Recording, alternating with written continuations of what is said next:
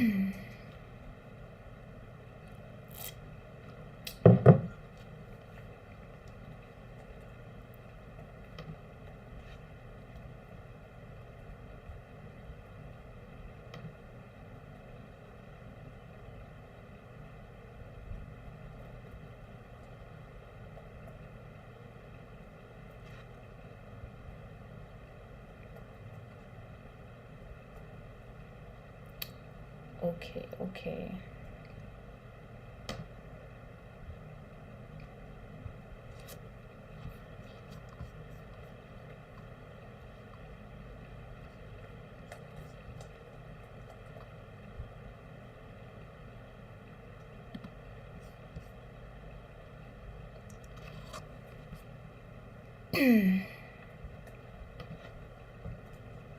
Alright, we got 3 minutes until the opening bell here.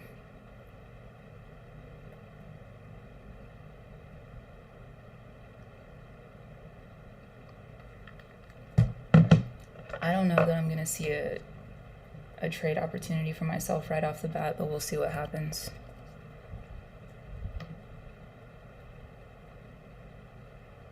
These pre-market candles are looking pretty crazy.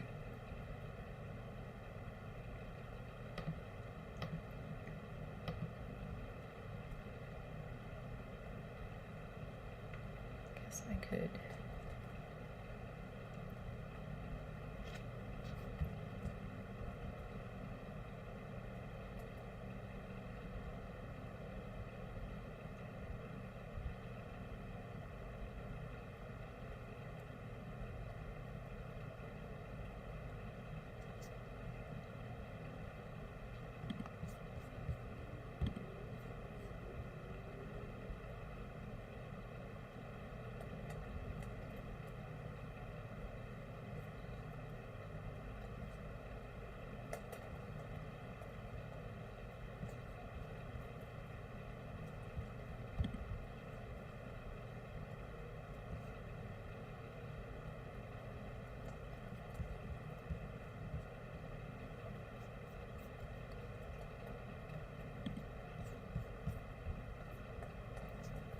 Okay, so let's just well, first of all, good morning, anyone who's here and joining.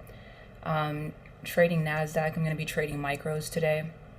I'm trying not to be psychotic in the market, so I've gone from trading E-minis to micros to respect my accounts a little bit better. So just a couple things that I haven't looked at just yet. I just finished doing my charting on TradingView. So let's just look at the economic calendar real quick. I don't really see anything that there's not really anything on the calendar. ISM, services, PMI, I'm not, whatever that is, I'm not worried about it. I do also like to look 1 minute. I like to look at the 10-year Treasury bond. Why is my screen not up?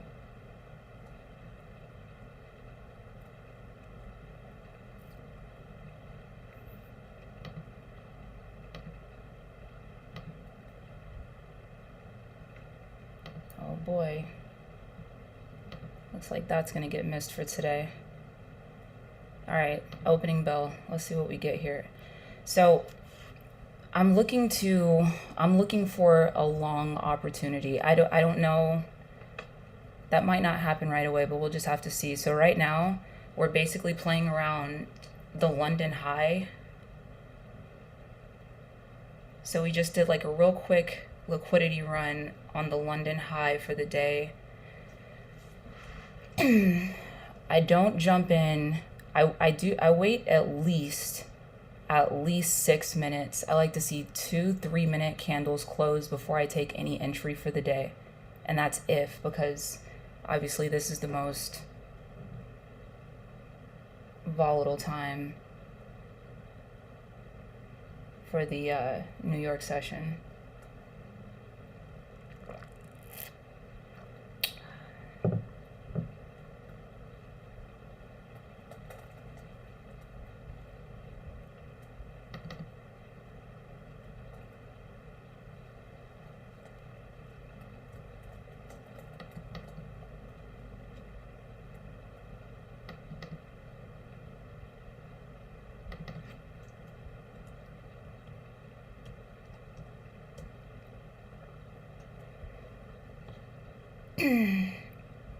Also, just quick disclaimer, this is not like I'm not trying to provide an opportunity or encouraging anyone to try to copy trade my trades. Trade at your own risk. I really just like to try to provide an opportunity for newer traders to just be able to see just kind of like what it looks like to trade day to day in the market, what it looks like to try to be patient inside of your trades and let your premise play out. Please do not try to copy trade me. I do not win 100% of my trades. I do not want to be responsible for anyone honestly losing or making money, but hi and welcome.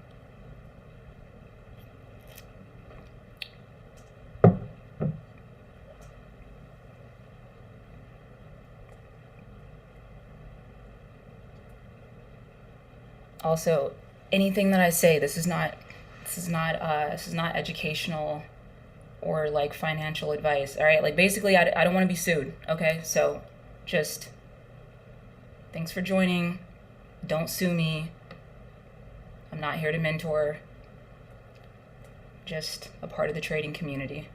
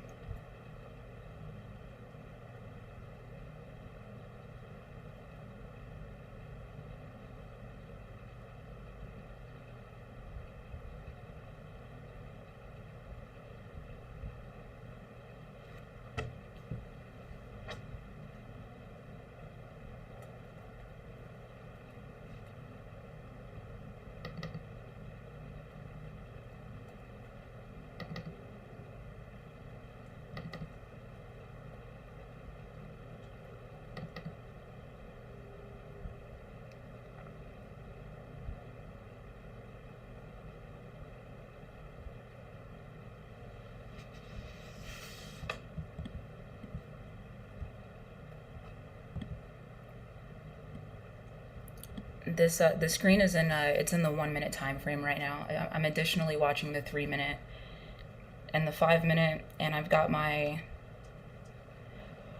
did my charting in the 1 hour, and I'm trading inside of the 3 and the 5 minute. Lately, I've been watching the 1 minute though, because like a lot of times when you get a break of structure in a higher time frame, you can see things play out a lot quicker in the 1 minute.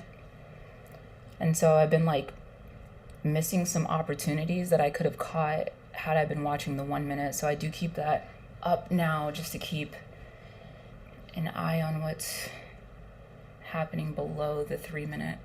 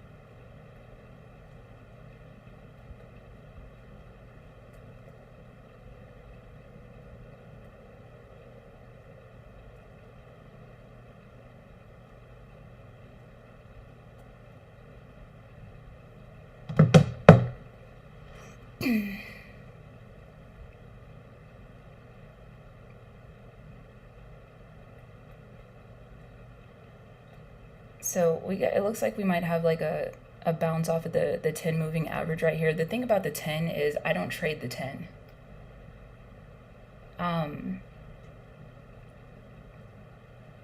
even though it like when you see consistent bounces off of the 10, it's kind of like an indication that we're in a really strong trend. But if I'm gonna take a move when we're inside of a trend, I prefer pullbacks to the 20 moving average or the 50 or even the 200, but the 10, I just don't. I've lost a lot of trades trying to catch bounces off of the 10, because sometimes you'll get a powerful bounce, but sometimes you'll get a small bounce and then it pulls back to the 20 or the 50 and you just get wrecked inside of the trade. So those, I leave those alone. And it looks like right here we might be going for a bounce up off of the 10, but if that's the case, I'm just gonna have to miss out on that and wait for the next opportunity.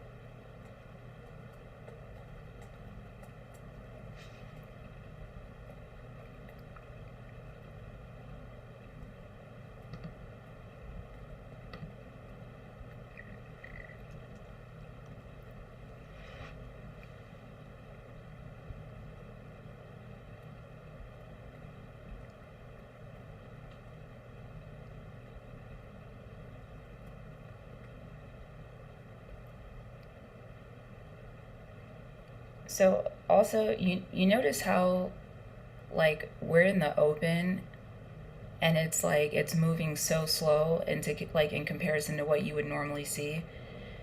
Like if you look at pre-market and you look at all this activity, I'm no expert, but it is our job to recognize patterns. And what I commonly see is like if you get a bunch of volatility early in the morning, then a lot of times we don't really see a lot of strong activity until like after lunch.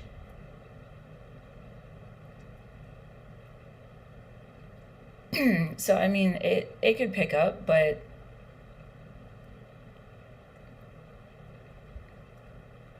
we could be entering into like a slow morning.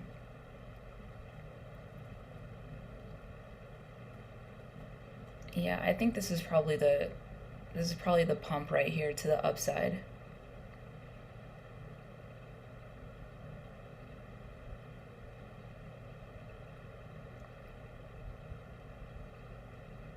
Yeah, it looks like it's building. I don't know. We'll see, but I can't touch it. I gotta follow my rules.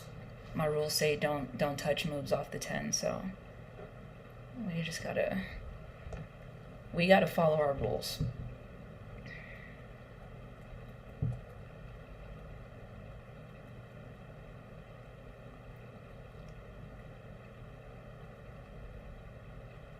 Oh fuck.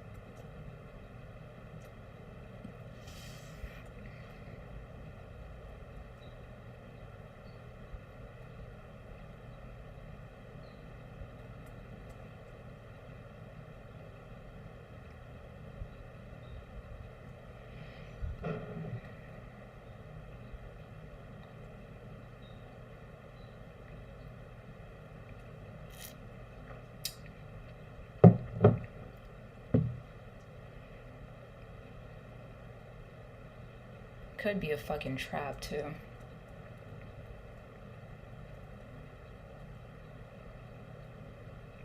I'm also just generally paranoid about NASDAQ.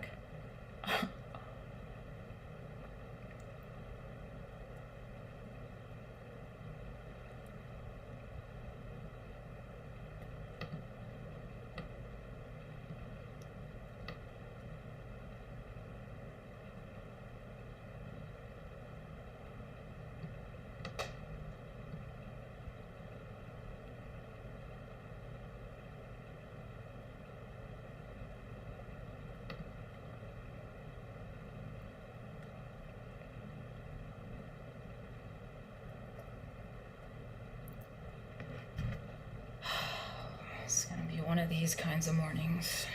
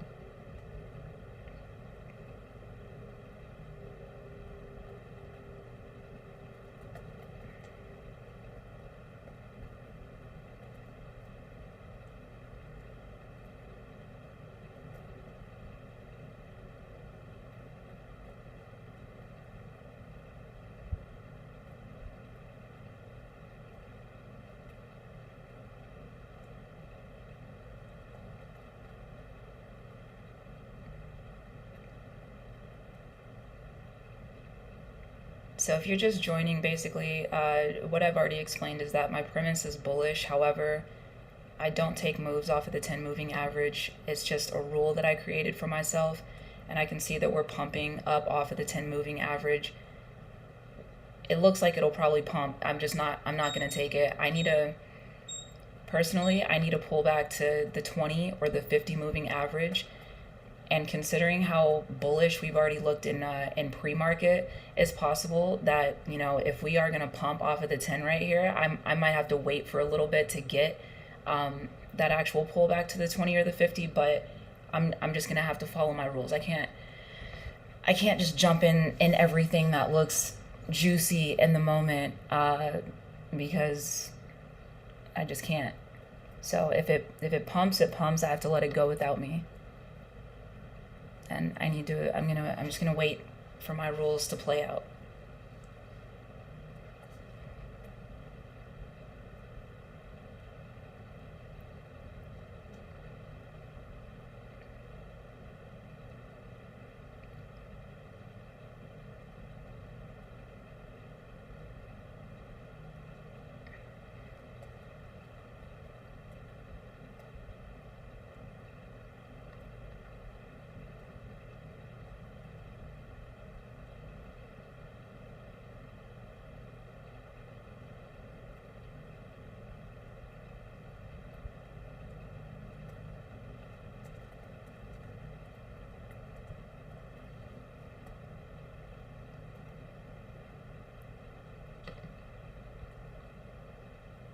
Is anybody in this? Is anybody in a long right now?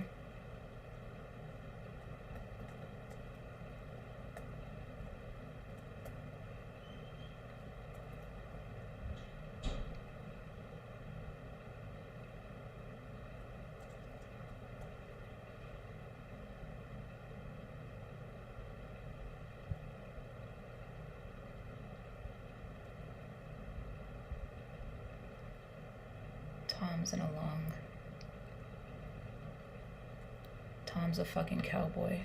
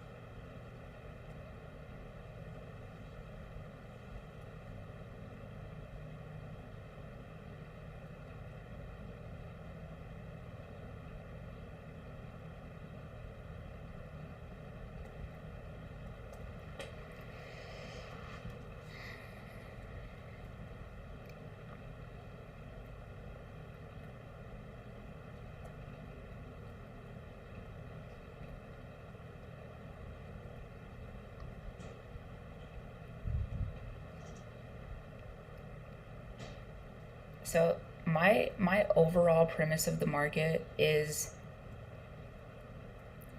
I believe that in the higher time frame, so I trade order blocks, right? So I believe that we ran from a higher order block and then we created a swing low, which I think we revisited maybe like once or twice.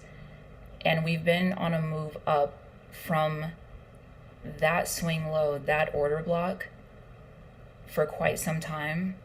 And I think overall, irrespective to what the internal structure does, I think that generally we are on a move up back to that original swing high. So I think that and also it's very clear to see too, like in the daily, you can see that we hit like a very significant support level. When we hit that support level on the move up, we created a bullish fair value. We created a bullish fair value gap. And then we pulled back. This is I'm referring to the daily chart. We pulled back into that fair value gap, and now we're just on the move up. What the internal structure does, I can't predict that. I don't know. But that's my general premise. So while the market is moving back up to the originating order block, we know that the internal structure can pretty much do whatever. So when I'm day trading, I'm just looking at certain key levels that I think it might play off of, like smaller order blocks that are created within this internal structure. And today, everything just looks like it clearly lines up for bullish moves. So for me personally, if I look at the higher time frame and we're bullish, and then I look at my lower time frames and I can clearly identify and organize like a neat trend, then I will not trade. I won't do any counter trend trading. If the higher time frame looks bullish, but in the lower time frame we look more like we're either, basically we just have a nice ebb and flow to the market where we're giving nice longs and shorts, then I'll go either way, just depending on what order blocks are available for me to trade off of.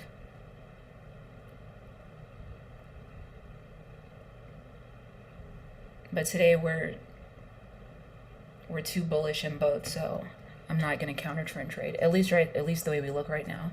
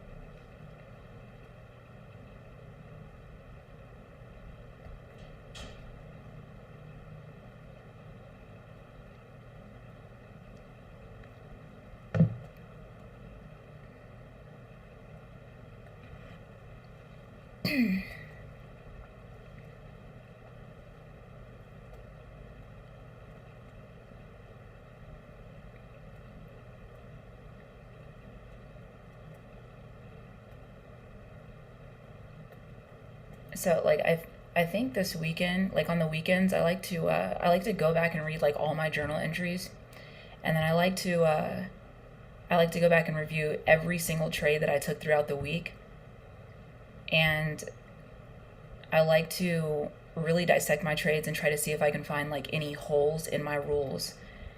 So I think one thing that, not in a major way, but I think one thing that would benefit me in the long run is to create a rule set that is like built around trading off of the 10 moving average, because it just would give me more opportunities. So I think this weekend, I think I'm going to do some back testing on that and see if I can try to create like a solid rule set that I can trust for trading off of the 10. and then that way I can add it to my repertoire.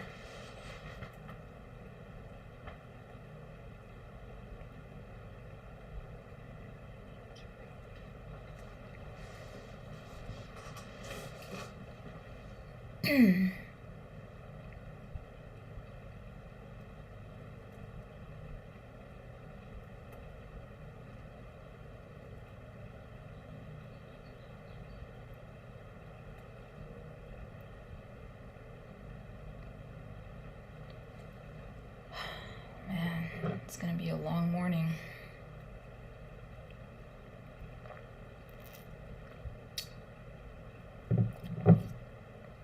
Coffee's already cold.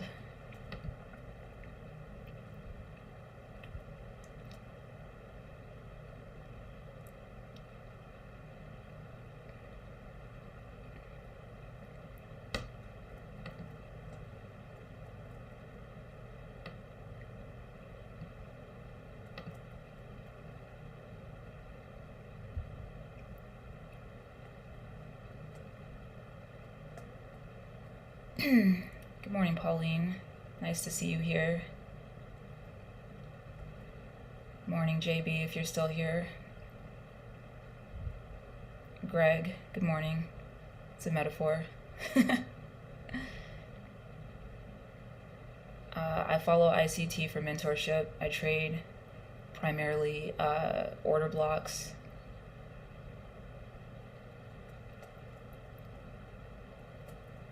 The way that ICT teaches it specifically. Good morning, Peter, if you're still here.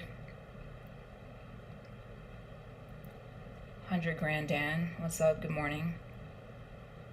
Feminine Divine, what is that? Christos Energy? Am I saying that correctly?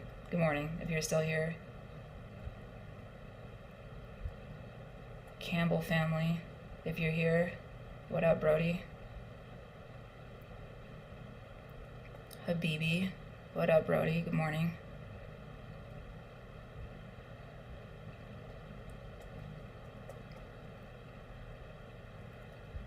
Thank you, JB. I don't always follow it, but I'm doing my best to stay disciplined out here in these market streets. Zachary, good morning.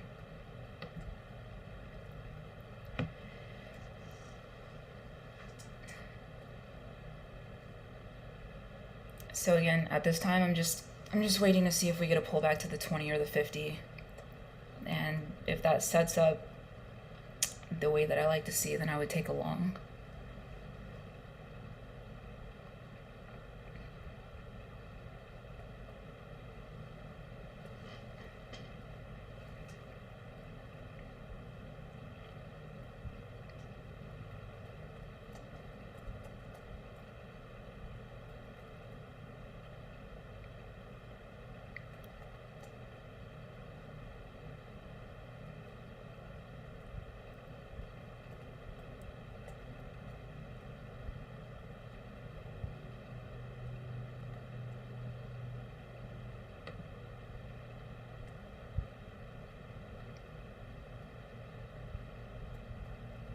Greg, that's funny as hell, because I almost never do my hair, so it's easy to just wake up and throw it on. Trust me when I tell you this weave is not combed.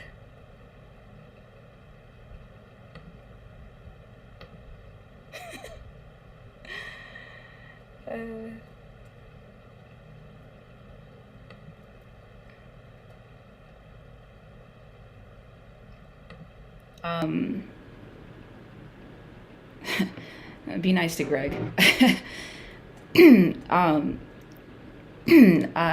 So with ICT's content, I started with he's got like a sniper playlist. I started with that. There's a lot of information just in like the sniper playlist. You don't really, I probably went through that like 2 or 3 times, like back to back to back. And then from there, I don't remember all of the like the playlist names, but that was the one that I started with. That gave like a really good really good basis for the way that he teaches order blocks. You're good, Greg. Be nice to me. It's too early. All right, let me keep my focus this morning.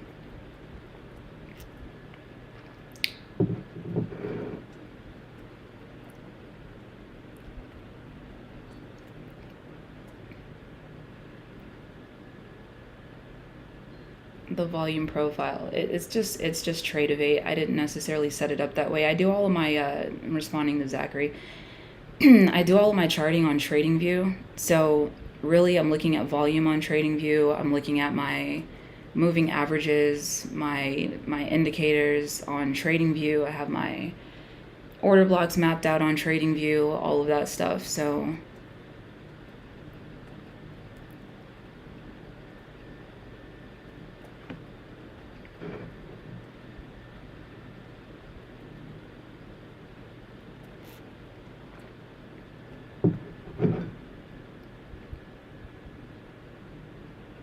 did anybody catch this long though? Did anybody catch the pump off the 10? Yeah, all the sauce is on the second screen. Sorry, Greg. My chart is so marked up. If anybody saw it, you probably would be like, what the fuck am I looking at anyway? So there's really no point in me showing anybody because it's a bit cluttered in it, but for me it's very systematic because I know what I'm looking at and it's a system that I've created and like modified over time. So nobody would know what they're looking at. You guys would just be confused anyway. Ooh.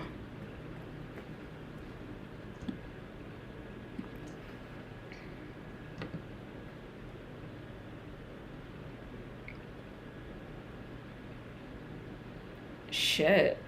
Well, that's interesting.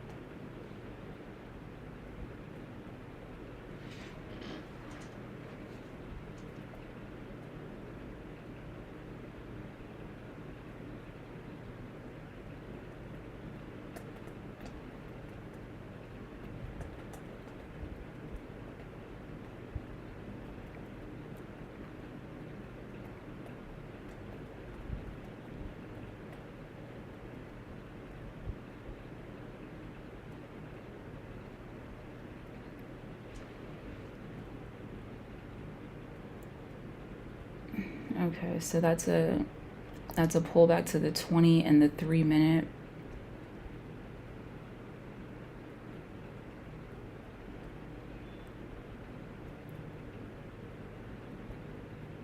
But I would want to see that in the 5 minute as well.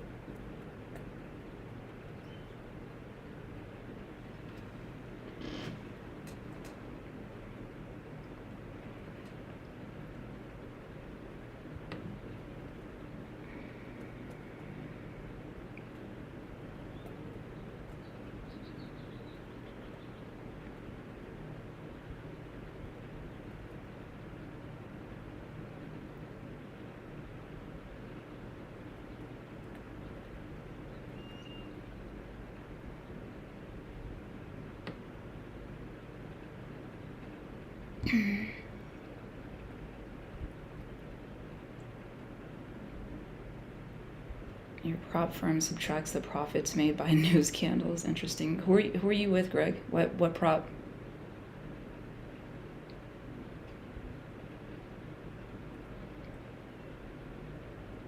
No, Greg, I had schizophrenia far before I started trading.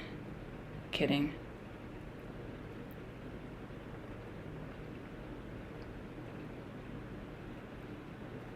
I've been trading for about 3.5 years.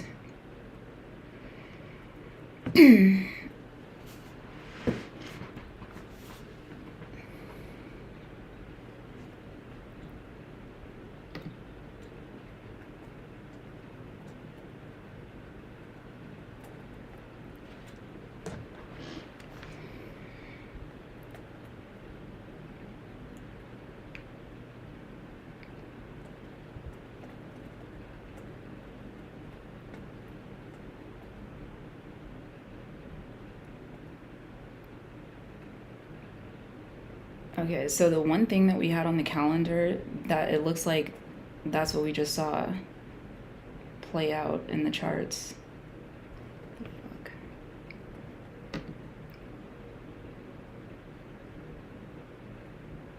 So we're just going to be very patient here as we move forward in the day. It's been a good week. I don't want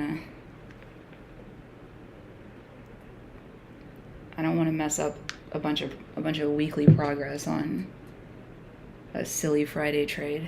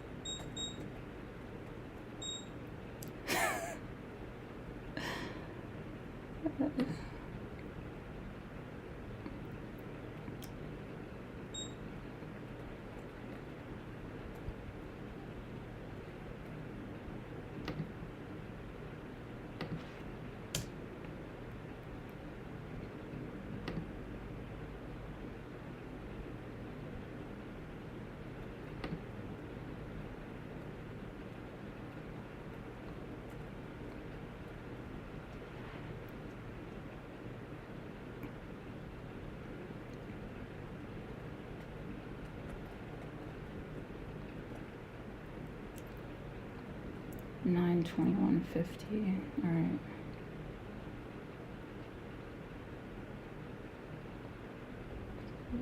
$11.25.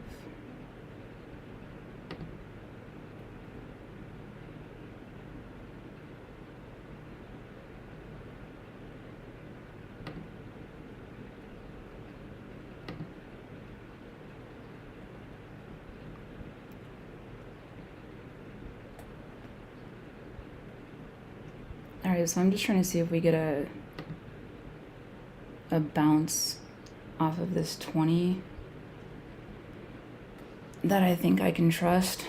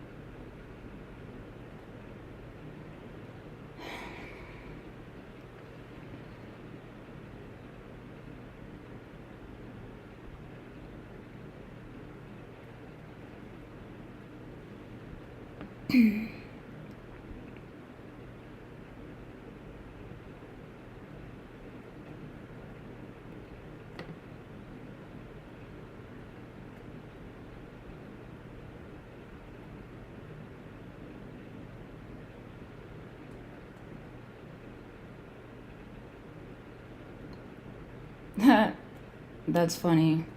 No, it's my my alerts going off on TradingView. Greg, you're funny.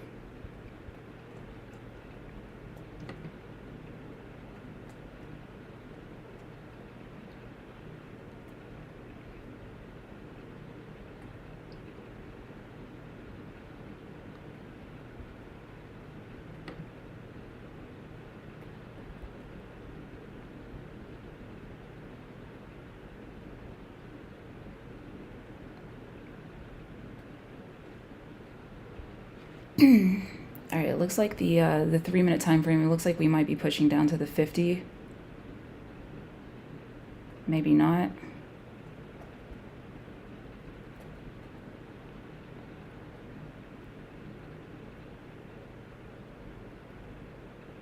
Let's see, we got a minute left on this 3-minute candle. We'll see how it closes.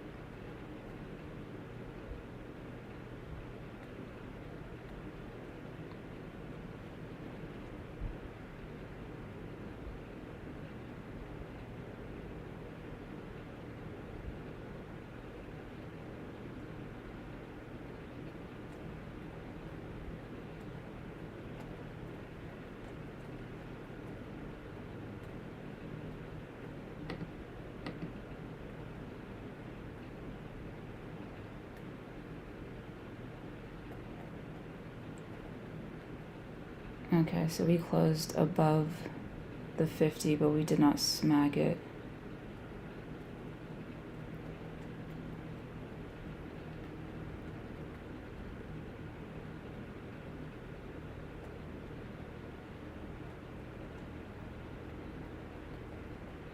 Looks like we found support on the 5-minute 20 as well. Let's see if it holds. 4 minutes and 20 seconds left on the 5-minute candle.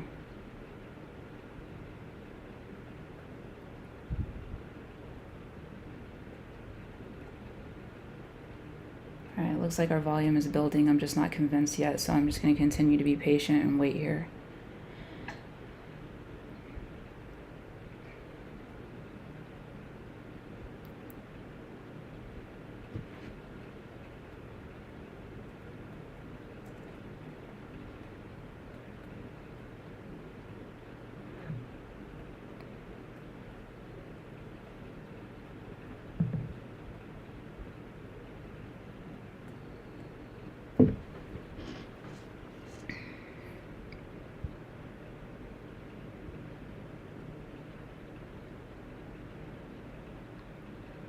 Okay, we wait.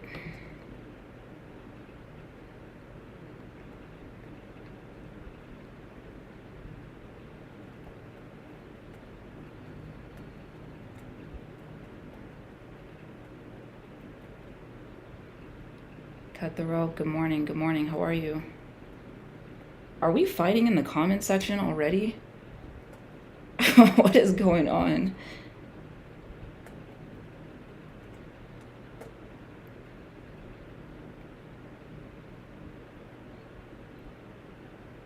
Habibi, congratulations on your morning W. Damn, Greg, be nice.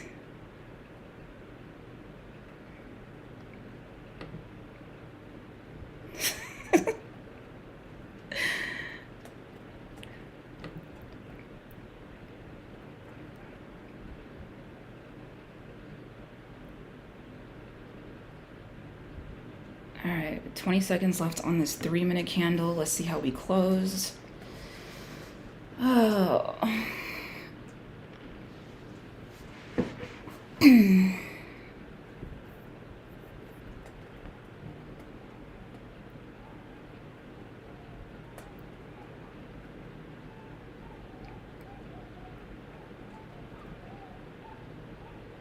All right, good. We got one green closed candle on the 3.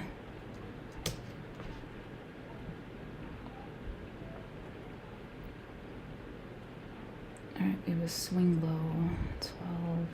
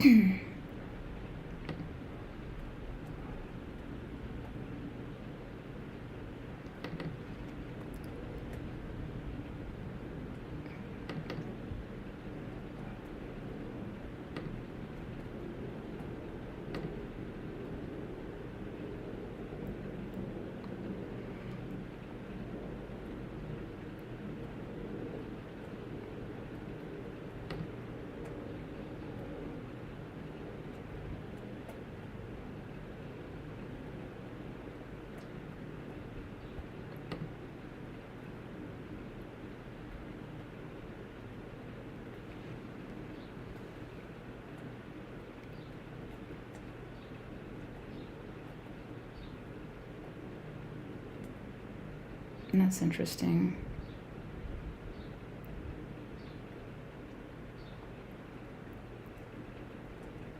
All right, it's starting to look like we just turned the 20 into resistance.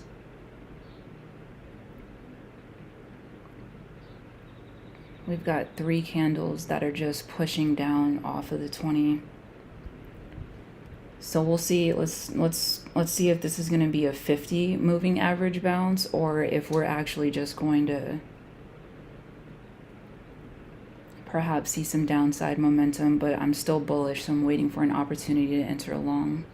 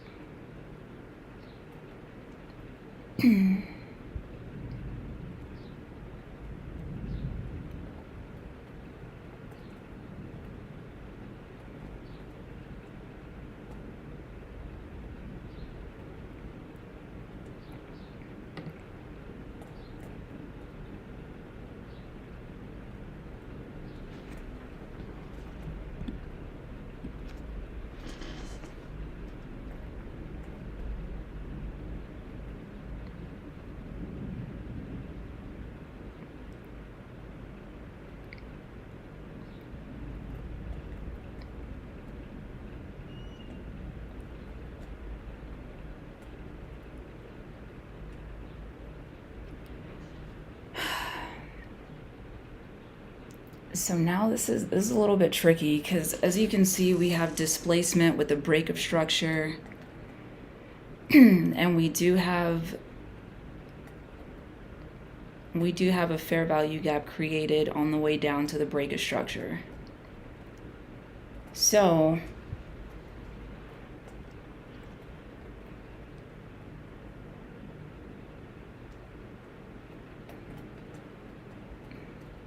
we'll continue to watch and just be patient here.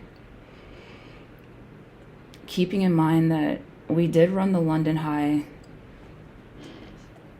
And even though, again, overall, I believe that higher time frame, we're just in we're in a bullish OB to OB move. Again, internal structure can do whatever the fuck it wants to do. However, well, I'm just gonna, let me just be patient. If, depending on how this plays out, if in the 5-minute time frame I get a pullback to the 50 moving average and it sets up in a uniform way, I would still take a long, but I'd be very cautious about it, and I would probably have a very conservative stop. I would move the stop to green very early, and I would probably I'd have to target the fair value gap at the break of structure.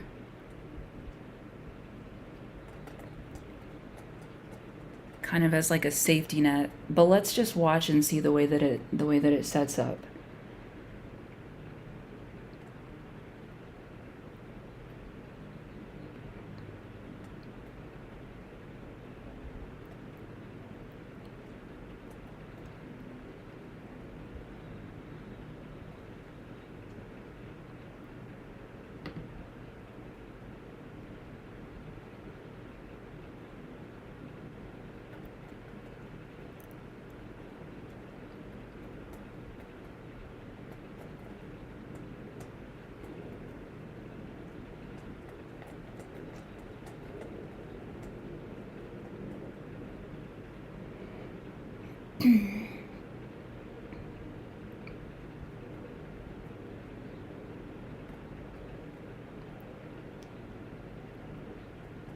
Good morning, OPM. Yeah, I don't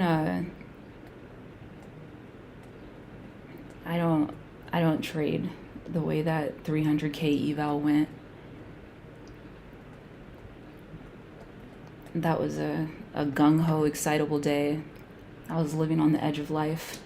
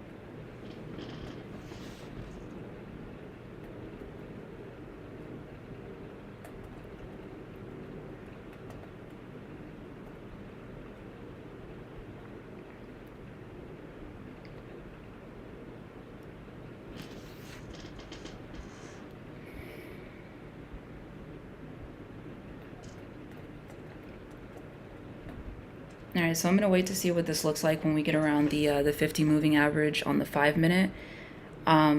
This could just be a breakdown though, because again, we do have very clear displacement, break of structure, imbalance created, a pull back into it, and we may just dump.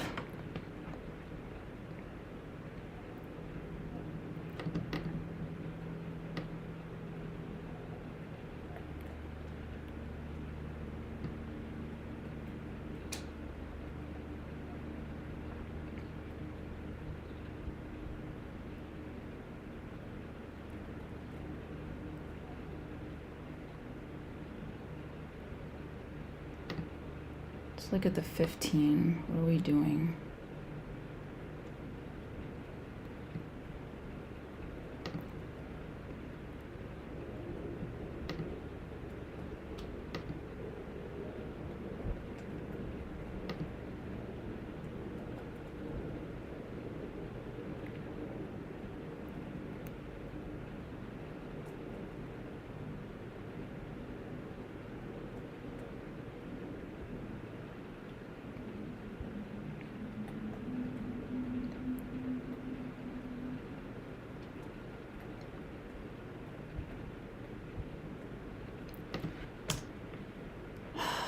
Becoming impatient.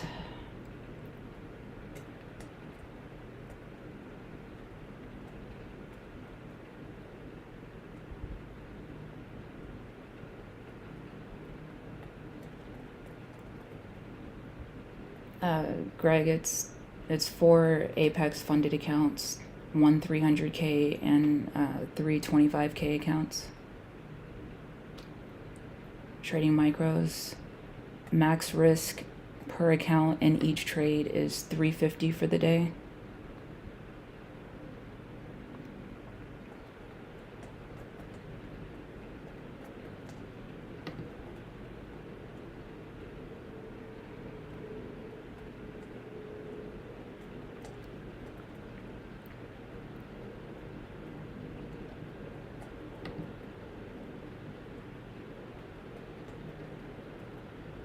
What was that level he called out?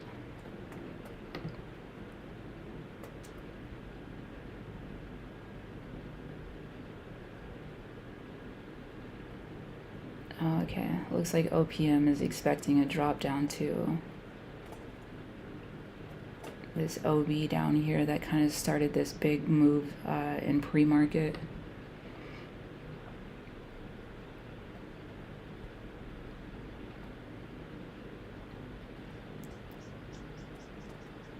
I don't like the way this is setting up. The way that it's setting up, it kind of looks more like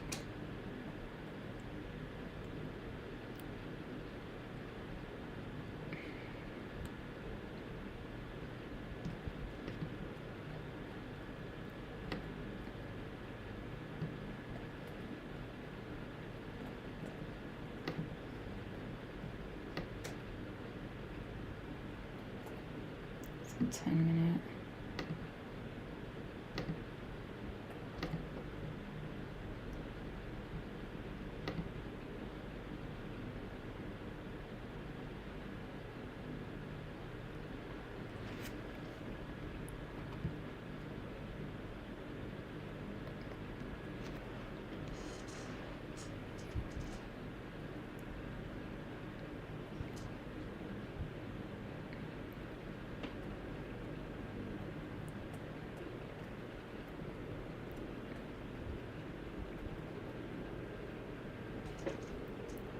If we respect this high right here and then we dump, then I'm gonna have to change my entire premise. This is our, yeah, right there. That's our high. That if it respects this and dumps, then that means this is not a long opportunity anymore.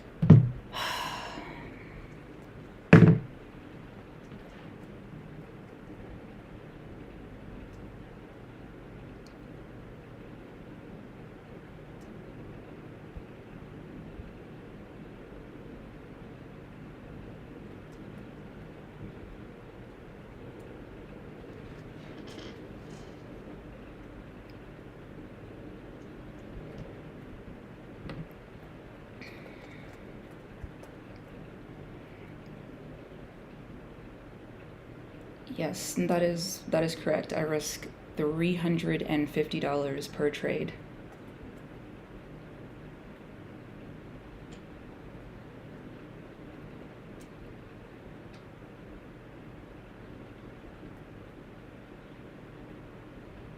And sometimes on Mondays and Fridays, sometimes I only risk $200 per account per trade. We're fucking dumping. We're dumping.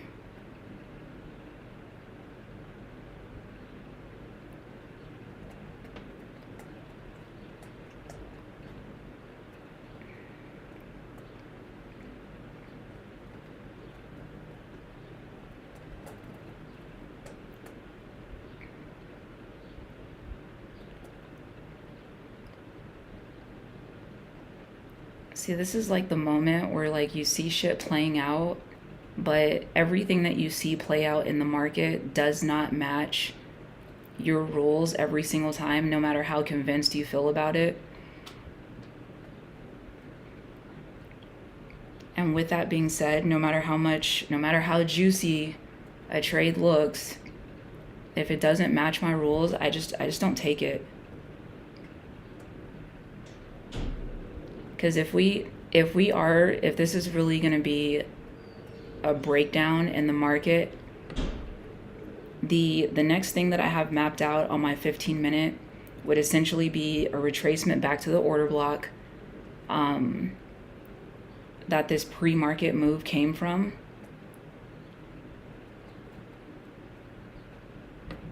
But if that is the case, then we're going to break down and then we're going to pull back at some point and then we'll break down some more. So if I am going to change my entire premise and I'm going to go short instead of going long, then I'm going to wait for this breakdown to happen and then I'm going to wait for a retest and then I would take the next breakdown.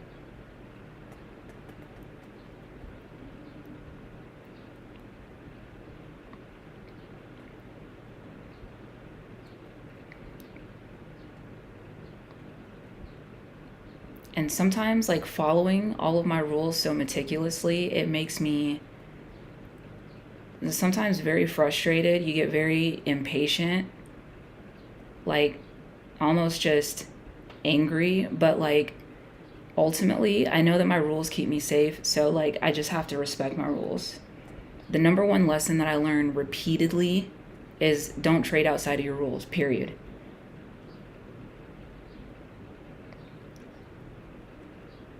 So if I start breaking my rules I'm shutting this whole shit down and I'm done for the day.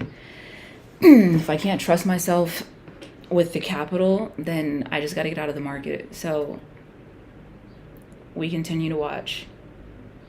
I'm not really shocked because we had a lot of activity in pre-market, so I kind of was already anticipating this happening.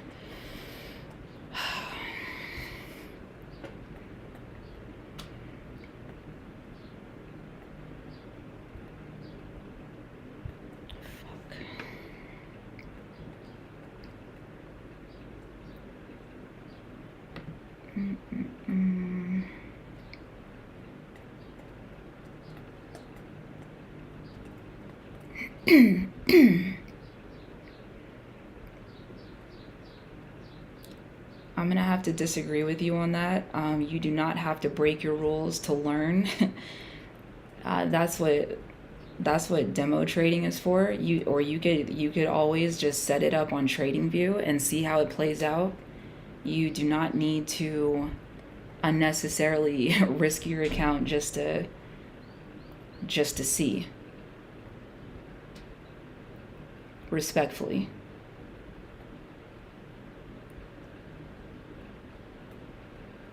Congrats, Greg. Congrats. Greg, I didn't catch it. Who's your prop firm? Who do you trade with?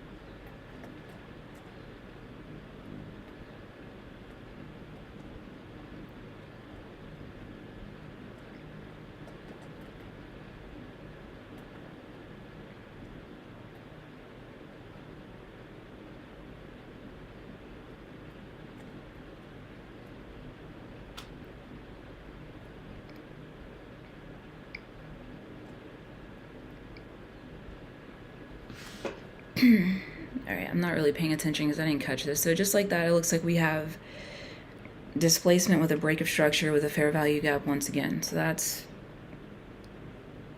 okay. So we have a little bit. Let's just keep watching.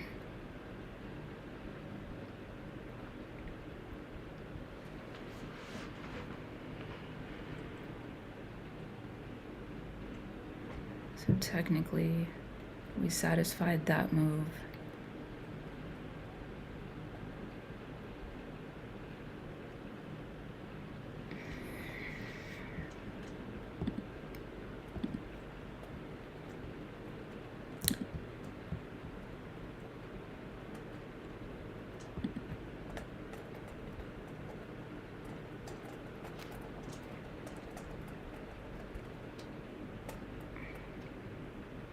Well, that's the fucking move right there. I was fucking running my mouth and I didn't even see that happen. That is the fucking move. That's the entry right in here. This is the 75% take profit. Would have left a runner. Fuck.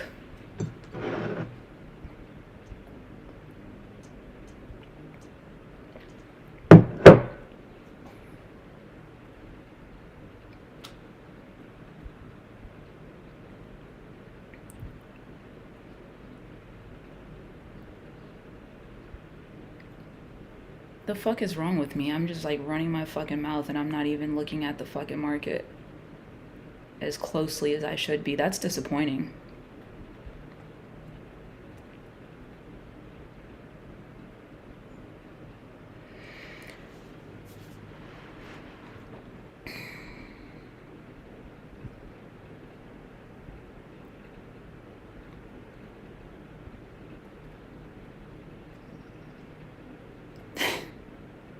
God.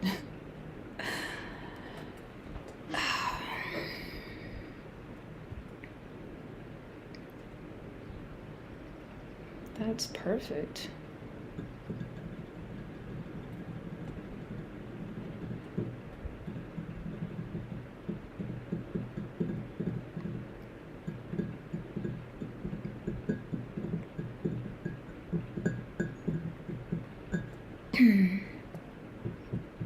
If it were to pull, I don't think it's going to, but if it were to pull back into that fair value, it's not. It's going to run this fucking swing right here. Probably in this candle. Wow. Yeah, that was the move.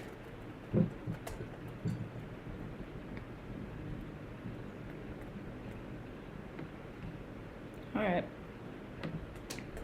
Great.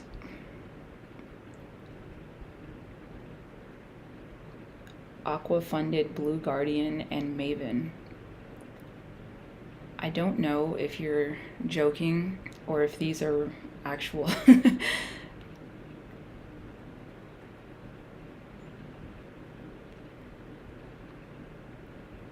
No, this is it's a regular sized coffee cup, I'm telling you. It's not that big, like.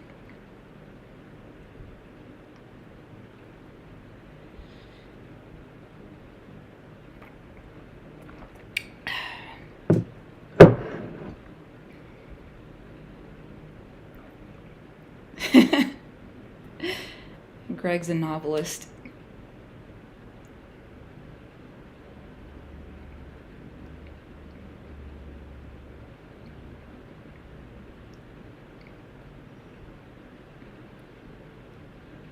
Did anybody catch that move that I just missed, though? Anybody get that?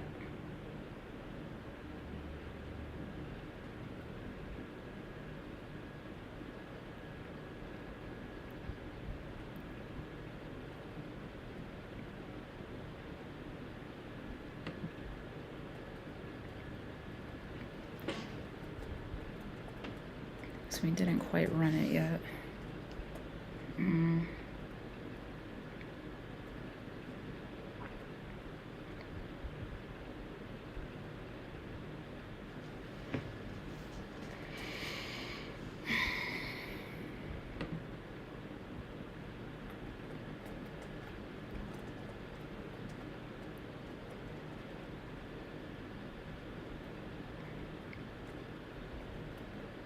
Alex, did you caught that move? Fuck. Ugh, I'm so upset.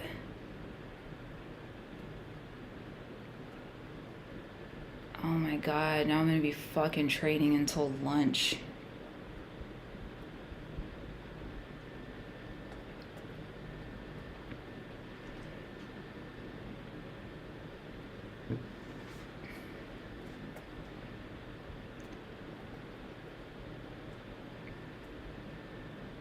Well, if anybody's looking for a strategy to trade, this is a great one. You need to look it up more in detail. Also, I'm not responsible for your results, but swing, pullback, swing, displacement, break of structure, fair value gap created, pull back into the fair value gap.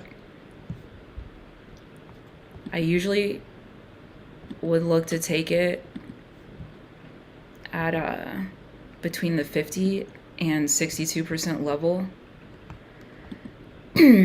which would create an entry about right here. Your stop goes down here. Usually I'll go like 2 points below. This right here would be my exit for 75% of the position, and then you can leave a runner, or you can just exit the entire position right here at this swing. But that's a pretty solid play that happens every day in the market, multiple times.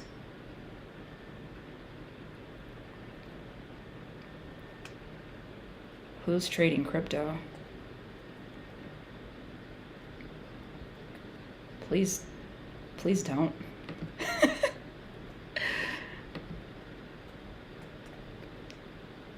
You guys trade crypto? I used to trade crypto.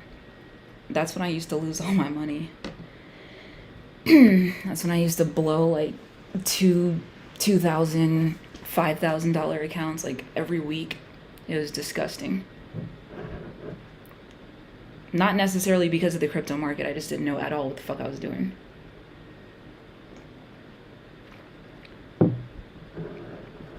But the way I hear other people talking about crypto, I just don't trust the market. I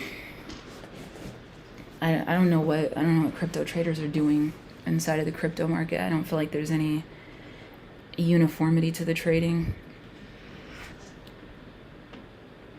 All right, well, I have successfully, I guess I can't say I fucked up my trading morning, but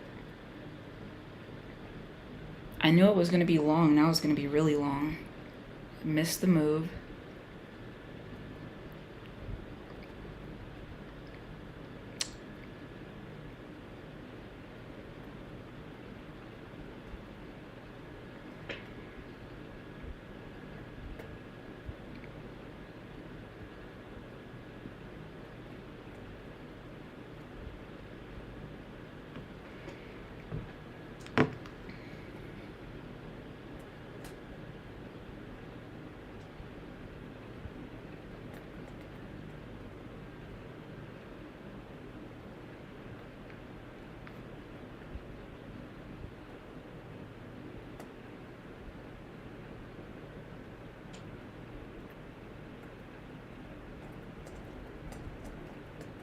And the phone call came in to dump it on me. What?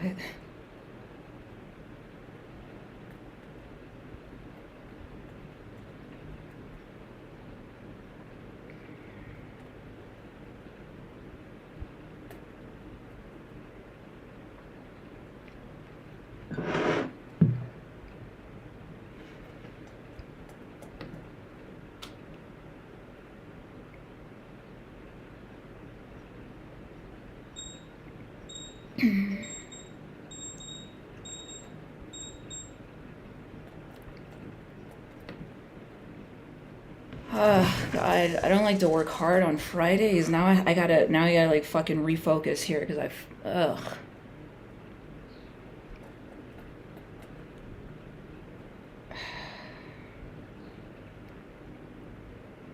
All right.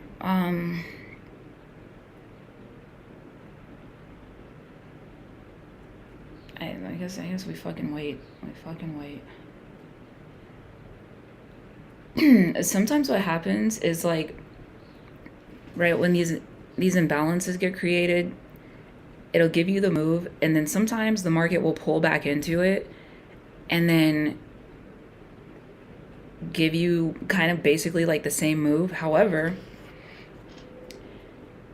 the second, third, whatever, the subsequent times that it pulls back into the fair value gap, it doesn't always play out the way that it does when it initially makes that move. So like, I won't take it unless I see other signals that say like, yeah, this is a safe, like basically I need to see a whole other rule set get met for me to even like take it again.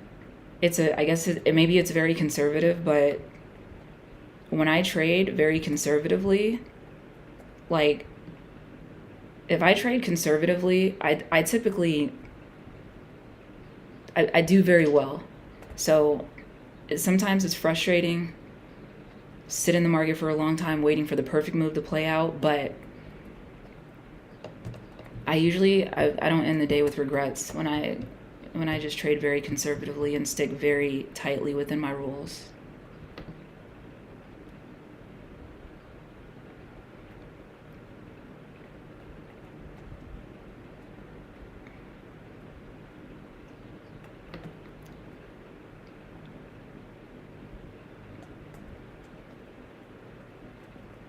Oh wow, Alex, you have an amazing position. You got in at 17,788 and then you just held.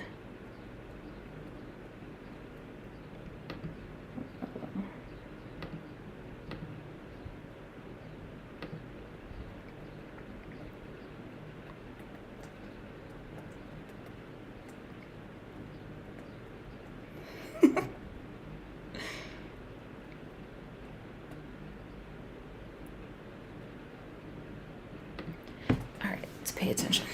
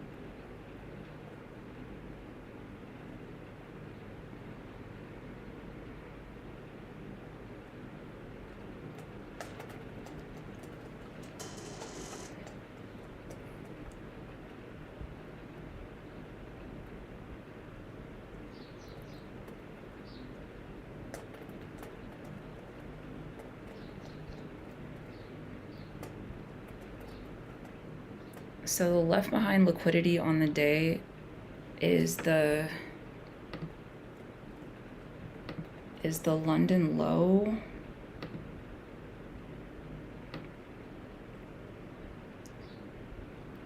And coincidentally, the London low is sitting just right underneath this pre-market OB.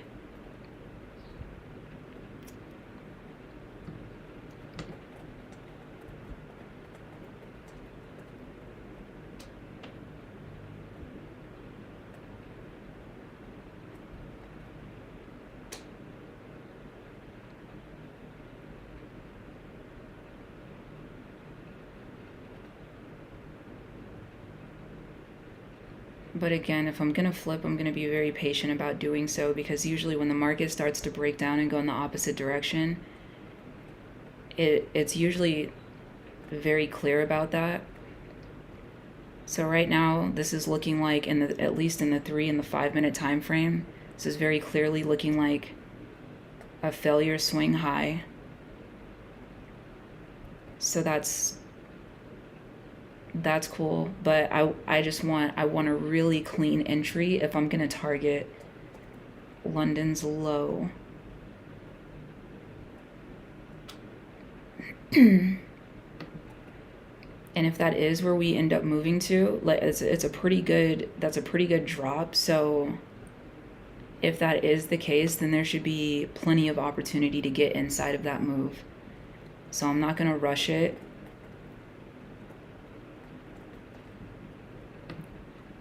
But we can see in the 15-minute time frame, it looks like we do have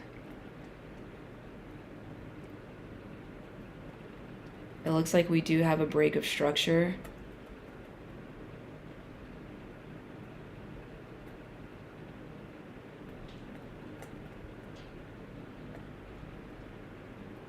With the failure swing high. So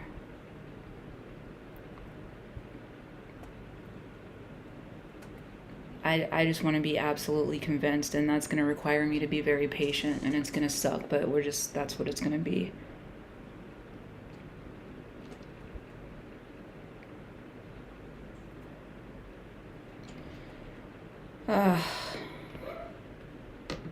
Great.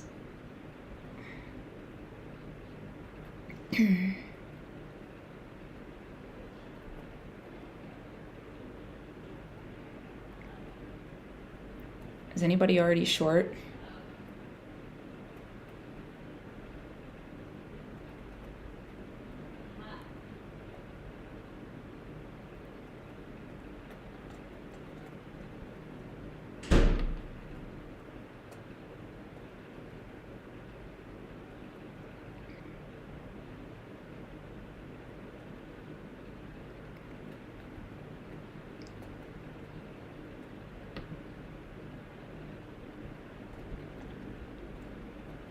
Nice. Carter's active trading. Where'd you get in at?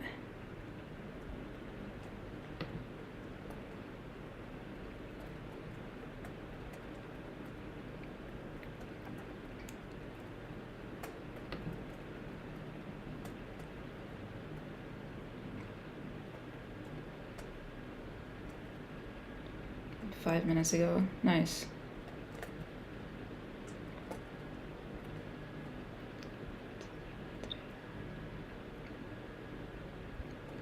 Holden, do you mean you failed 2 evals today? Is that what you're saying?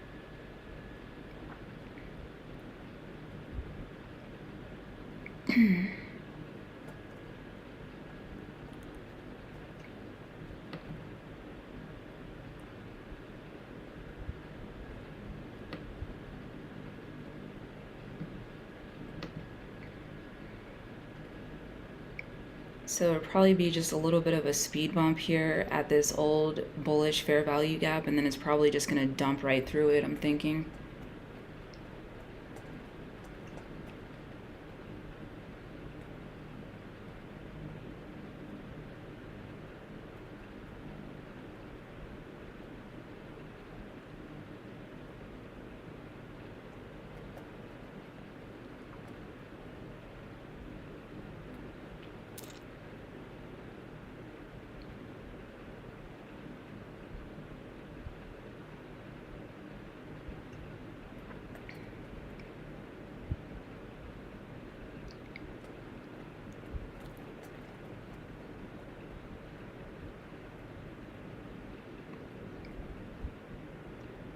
And it's interesting too because it could hold the premise of a bearish move while actually still bouncing from this fair value gap running this level right here again, popping into this bearish fair value gap, and then dumping down. So it could literally, both moves could play out at one time.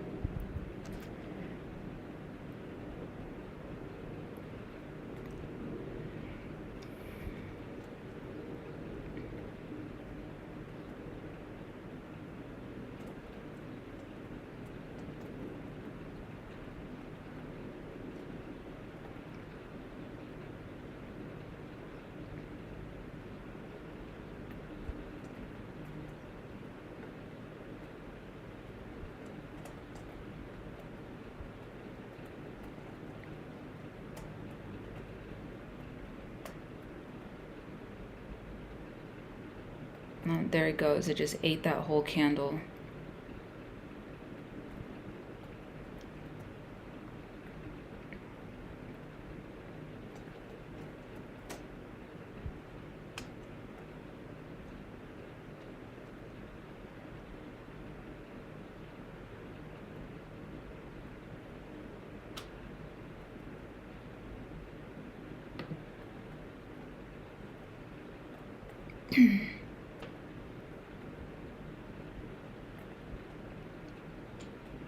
I'm sorry to hear that, Holden, but at least it's just an eval. You can bounce back from that. Maybe take a little break. Come back stronger next week.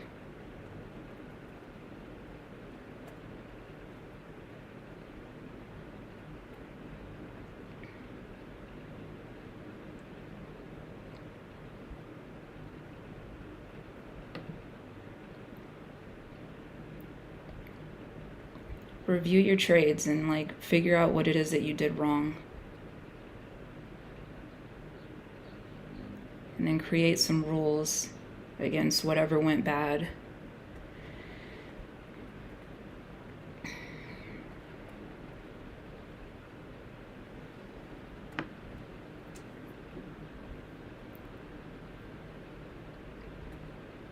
One easy way to get better is just like when you trade and you have losses or you make mistakes, just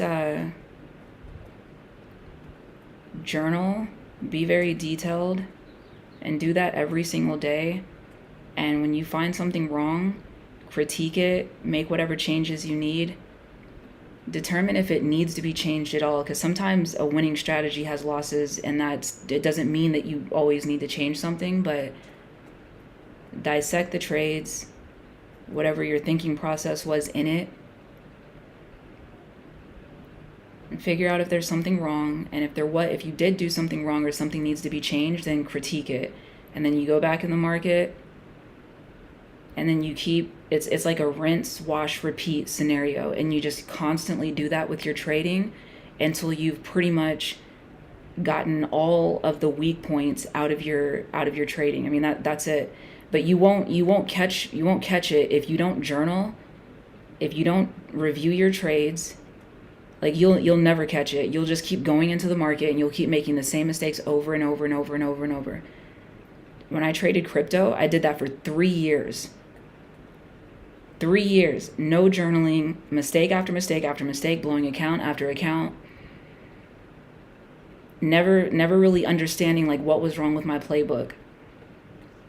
December of last year, I started journaling. Later towards like the beginning of this year, I got really serious about journaling and I just started critiquing everything, and it's made a massive difference.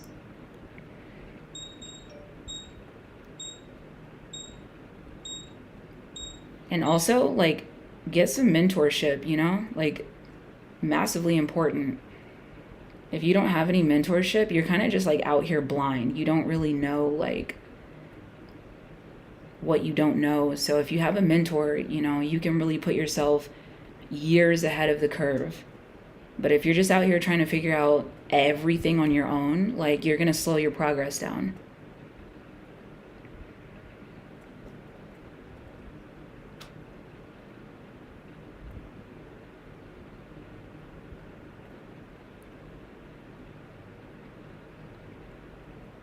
And find a mentor that like really resonates with you too.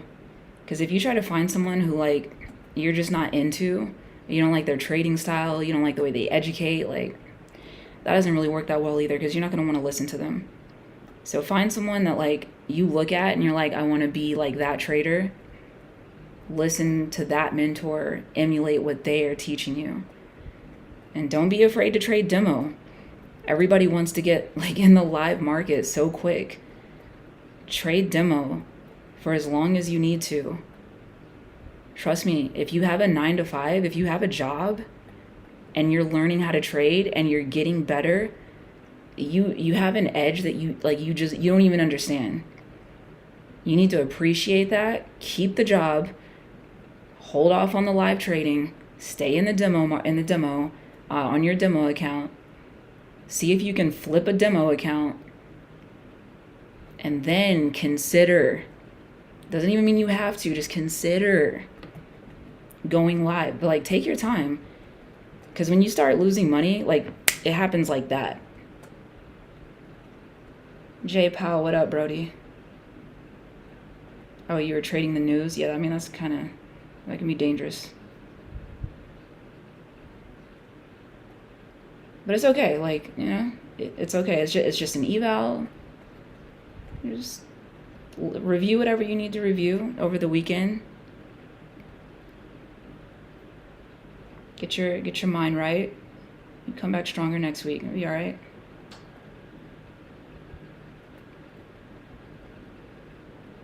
I blew so many evals when I was trying to get that 300K. It was insane. And then I said, fuck that, and I just started doing 25Ks. It's just quicker, easier. I don't do as wild and crazy shit. I'm trying to pass a 25K as opposed to a 300K. You can just do like normal trades for the most part.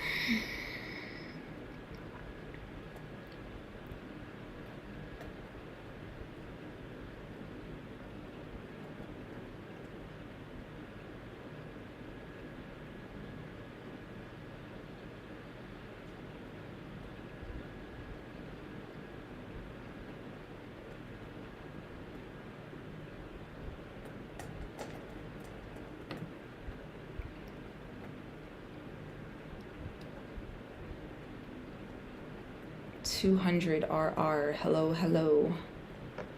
Is that Tom? Is that you, Tom?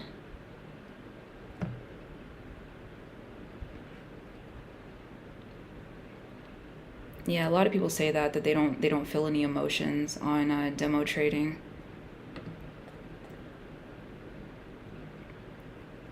I guess it depends on your perspective. If you look at demo trading like this is basically a preview into like what your real actual trading is going to be, then like you might feel a little bit more, you know what I mean? Like I think people just don't take demo trading serious because they don't feel like they have anything on the line. But it is literally the preview. I mean, in the beginning, it's the only preview that you have to the way that you are actually going to trade. What other indicator do you have? Like that's it. So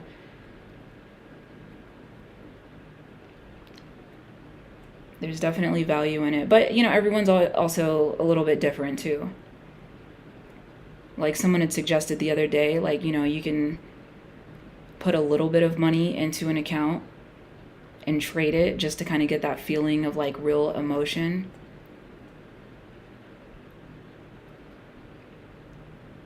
I think evals are a nice way to do that too, just because like like I'm not familiar with all the prop firms out there, but like Apex specifically, you know, like you can get an eval for like under $40, right? So at least it's like, all right, it's $40, but you have more, you know, well, whatever. It's $40, right? And at least you have something on the line where it's like, it's your eval, and then like, that if it does go well, like, you could get funded out of that. But it puts a nice cap on the amount of money that you're risking, because the eval, you can get an eval for under $40. So that's one way that you could do it. I always say too, like, if I knew about prop firms years ago, I would have saved thousands of dollars.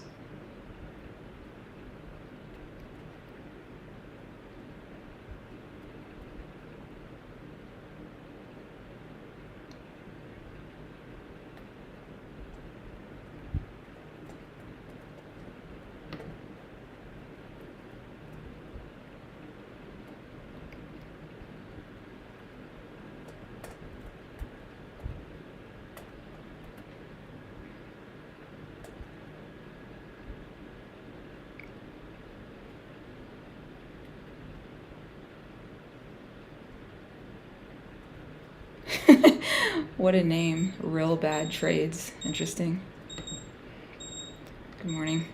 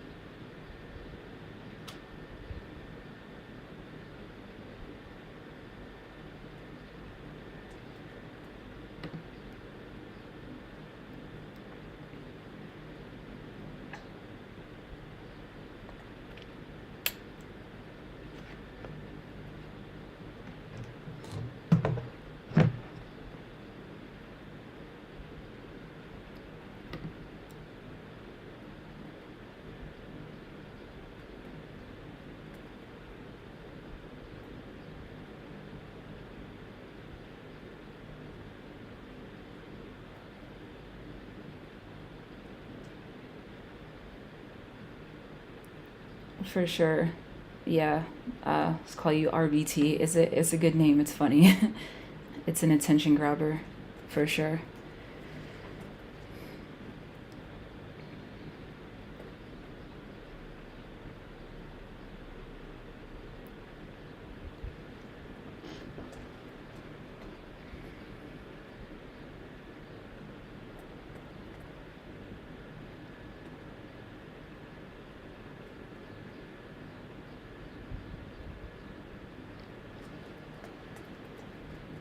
All right, so essentially what I am looking to see is a breakdown below the recent swing low, one more, and then some type of pullback that matches my rules. And at that point, that's when I would be totally convinced and changing my premise and just going short here. And if that should happen and we go short, I'll be targeting today's London low, which is roughly around 17,71875. I think people have different strategies for like when they target like the Asia low, London low. I look for the low that's created before the next session opens. Hopefully that makes sense, right? Because London, New York, they overlap, right? So I'm looking for the lowest point that London hit before the actual New York session opened.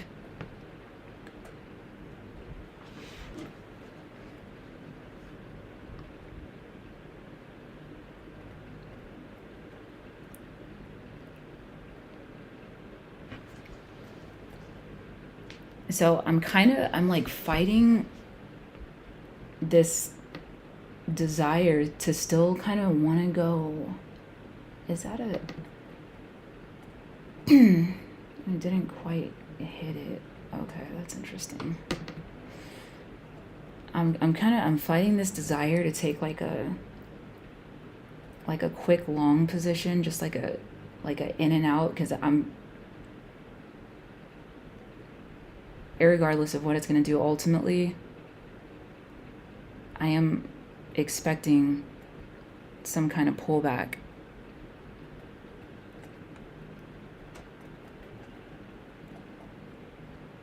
We have one breakout, we have a breakout structure here. We seem to be respecting it there.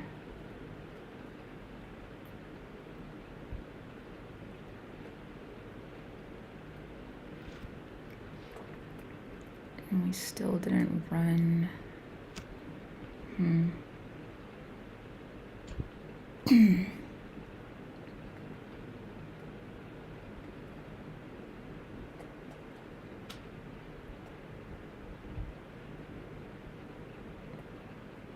It's just the way these moves up keep, like, the way they keep setting up, it doesn't, like, they don't look perfect. They look off.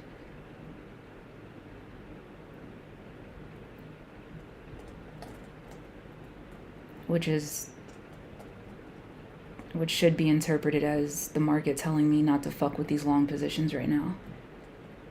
But there's still a part of me that just wants to, like, I still want to do it. I don't, it's not, it doesn't look right.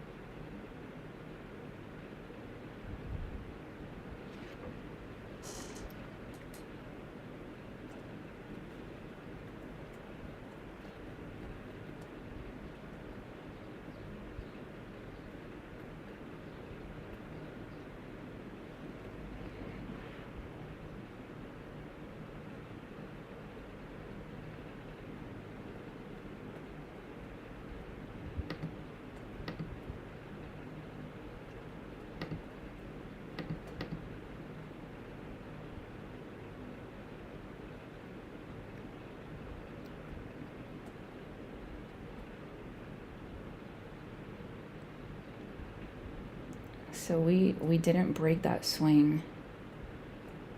Created a low of 7895, 85 even.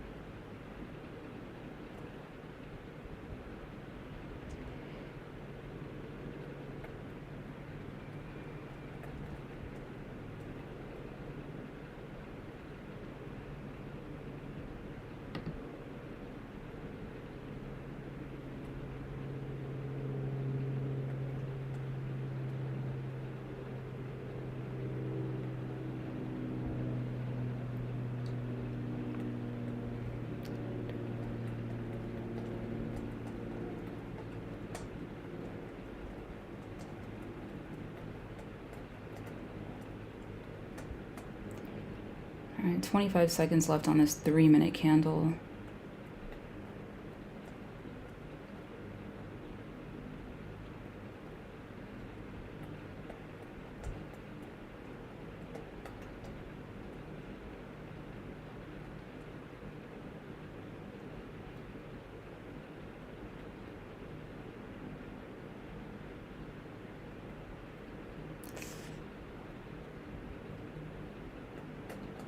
Oh, closed red.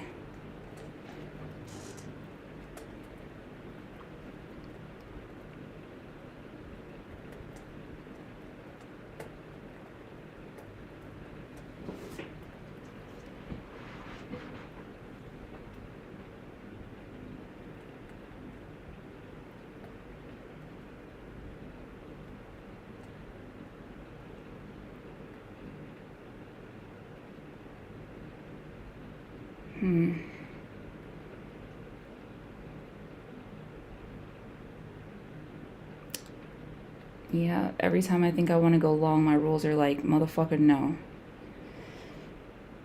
We continue to wait.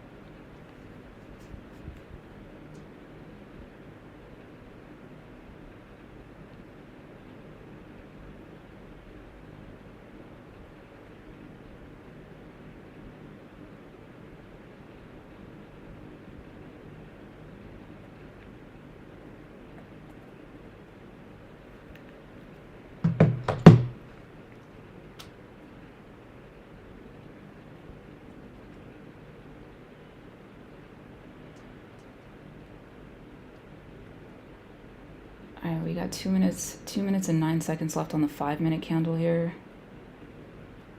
We got over 225, 225, same thing, 12.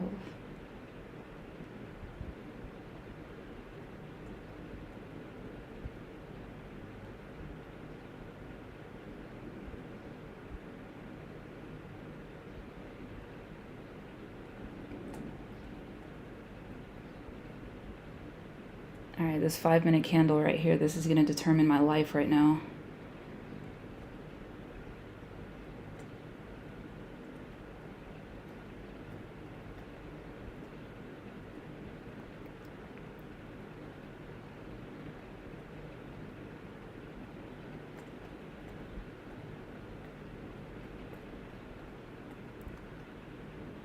One minute, 15 seconds.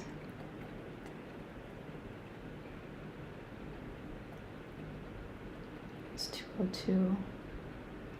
Same thing. Can we get a green close?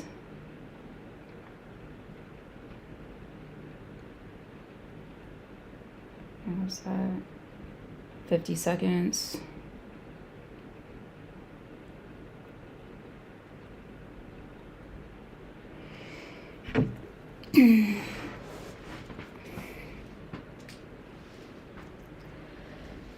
$35 seconds on this 5-minute candle. If this 5-minute candle closes green, I'm going long.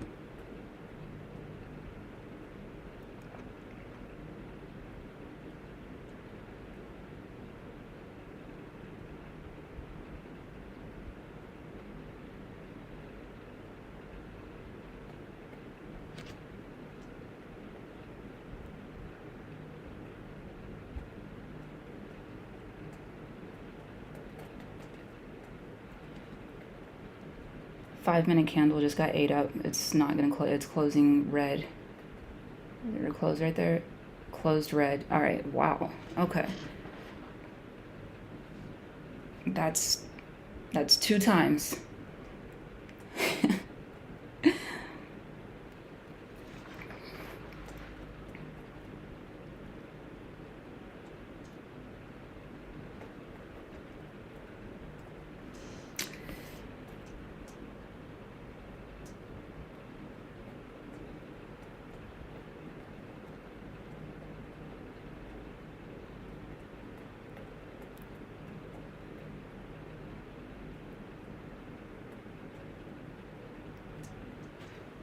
Yeah, might.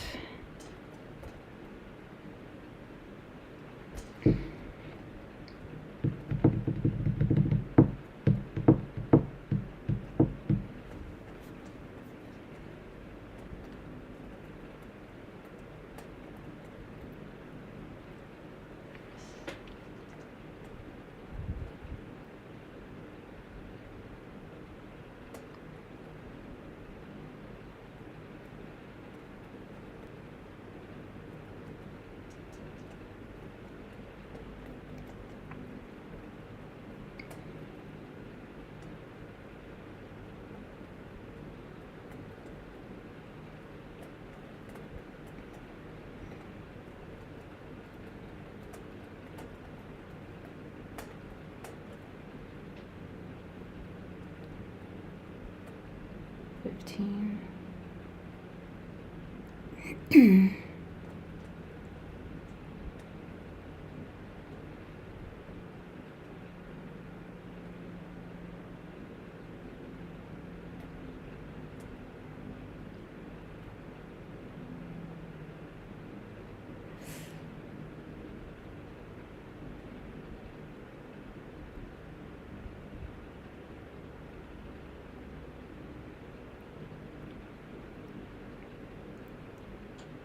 So the 3-minute closed green, but it's a weak candle. So we're gonna wait here for just a moment.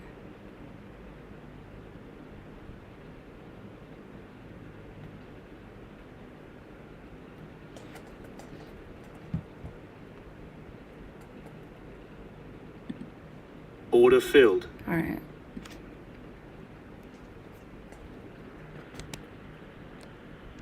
We're gonna set the stop 17.8450. 88450 is gonna be our stop.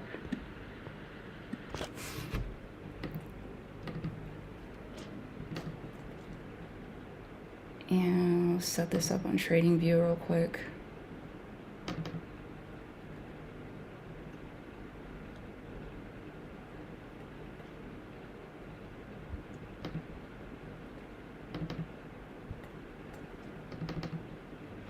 All right, we have an entry of 17.943 even. We got I don't know what that is yet. Stop level 17.8845. And while I set this up, I usually will just throw in like a tentative limit order just for the moment, just in case. All right, so we're gonna put a tentative profit level of 17.99075. All right, let's look closer at this.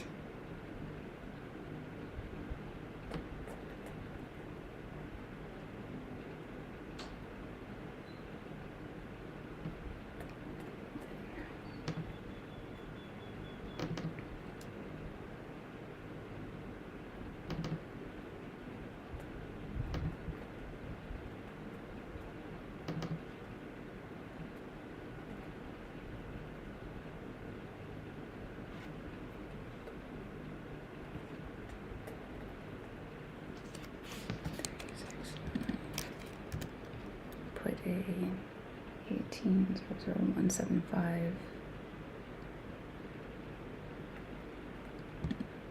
75 for a limit. What did I do? 18.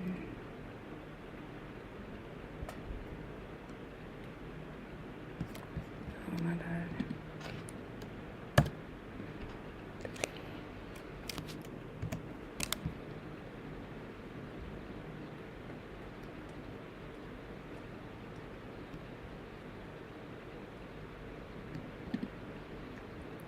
So when you're copy trading, you just have to make sure you have all your numbers right, or it will obviously reject what you're trying to put in.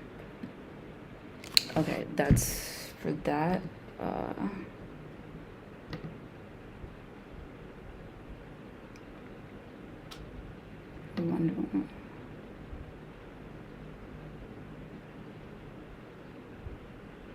Okay, so that's targeting a 1-to-1 for 75% of the position. And then let's pull out the fib extension level. And we have a conservative level of, my fucking TradingView would stop acting stupid. Okay, we have a conservative level of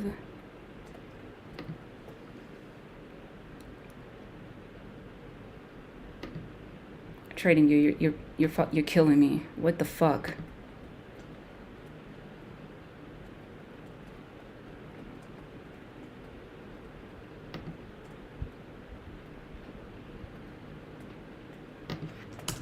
I hate that conservative level. And that's a problem because now I'm going to create a biased premise here. But let's just see what it would look like.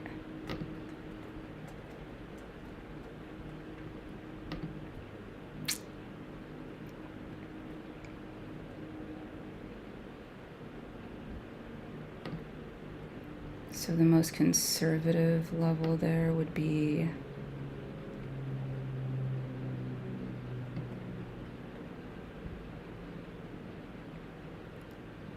about 18,048, which ain't really that conservative now, is it? 18,048.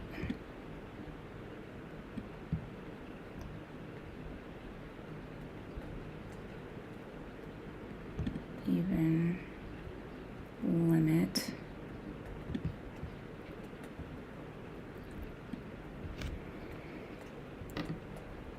All right, so that's how we're gonna set that up. All right, so basically, I got my 50 MA bounce that I was looking for prior to this, that most recent swing low.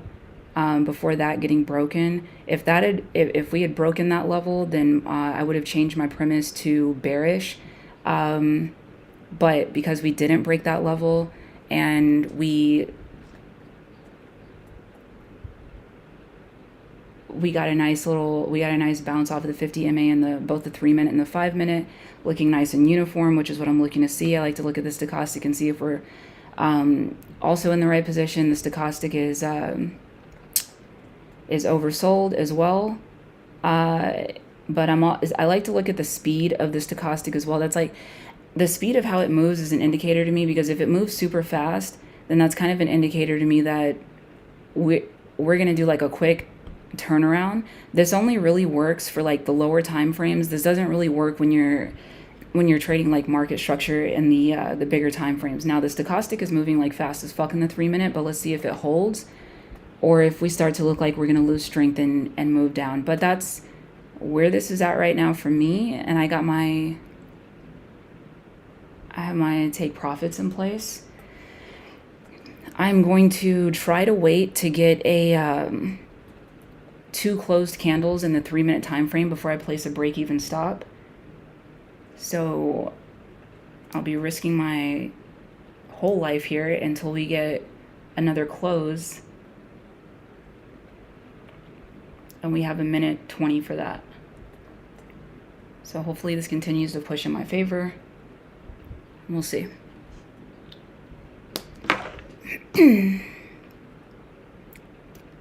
This screen here, we're looking at the 1-minute time frame, but I'm also watching the 3 and the 5.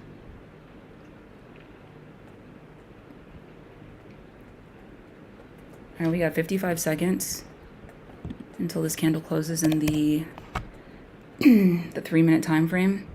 Once it does, I will be adding a break-even stop.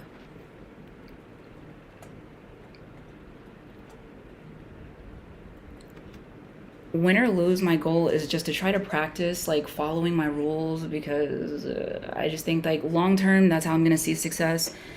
So like this moment feels scary as fuck, but I'm gonna try to make myself just hold on to this trade until this 3-minute candle closes, and then if I'm still in the green, I'll add the stop and we'll go from there. And if not, and if it pulls below my my entry price, well, then I gotta wait for the fucking 2 candle rule to play out again, or just, you know, let it hit my fucking. Worked out. It worked out. All right, so we wait.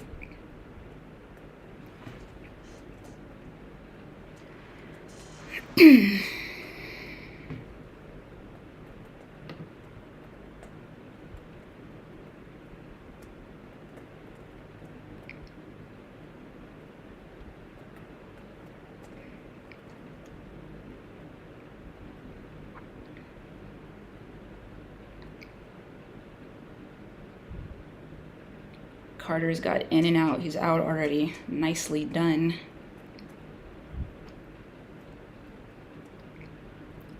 my targets are so the first target is a 1-to-1 risk reward. So I'm getting out of 75% of the position at a 1-to-1. The second target, I chose that I like to use the fib extension levels. And so basically I used the most conservative Fibonacci extension level to choose my kind of like my runner there. So that's how I chose my targets.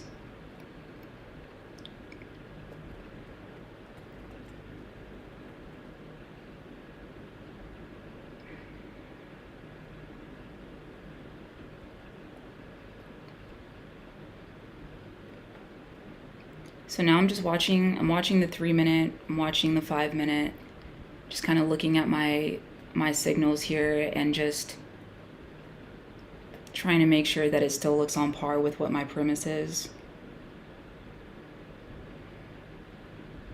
And you know, the thing that we're fighting when like we're in a trade, right, is like once you get into profit, you just want to like get out with the money as quickly as possible. But the thing that I've learned is that like personally, I would rather I'd rather break even and make no money in this trade than cut all of my trades short, because what ends up happening is one day, right, I'm gonna have a loss, right? At some point I'm gonna have a loss. And if I haven't let my trades run, right, then I don't have any protection against losses in the future. So if I know that I'm going into trades with the risk of $350, right, I need wins so that I can cover like future losses, because otherwise if I'm just getting out at just whenever I emotionally feel like I need to get out of a trade, like it doesn't play out. It like the risk reward ends up you just end up fucking yourself over in the end anyway. So my premise is like, if I'm in a trade and then I'm able to follow my rules, get a break-even stop in, I'm not risking any money. Granted, if you're doing prop, you do have to think about your trailing drawdown, like if you're in an eval or if you still have a trail, and the funded account, sure, you do have to think about that. I just lost my whole fucking train of thought. You know what I'm trying to say.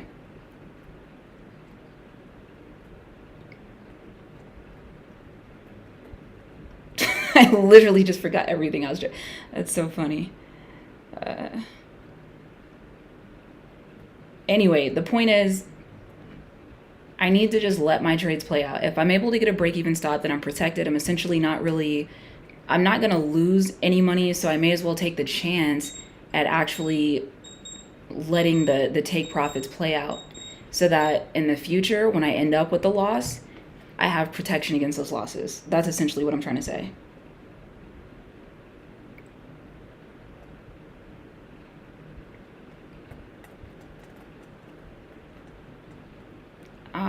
I don't know. I trade like this pretty consistently. And like I said, just from my experience, I get myself into more trouble by not just letting my trades run than I do from just like aggressively taking profit.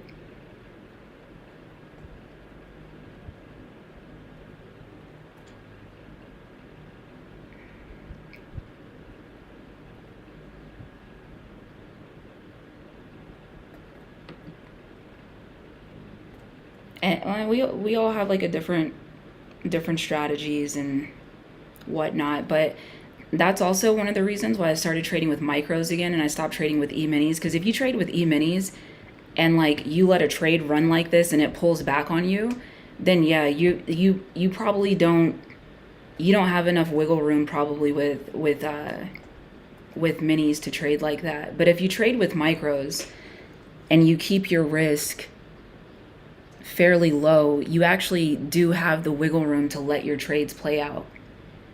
Do my trades break even? Yeah, some weeks, like all the time, but that's just, I don't know, that's just how I prefer to do it at this current time. Now with it being Friday, if we just got like a red candle that just came crashing down, I'm probably not like above just exiting a trade quick as fuck, just to I don't know. I'm just gonna let it play out. I just want to follow my rules. Let's just do that.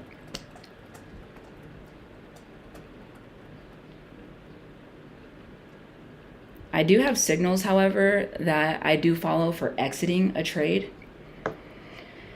And so that's why I watch the 3 minute and the 5 minute. So if I get those signals in both the 3 minute and the 5 minute, then I will get out of a trade, because that's pretty much an indicator to me that like my move is prematurely over than what my anticipation was. At this current time, I don't have those signals. So I'm gonna hold for now.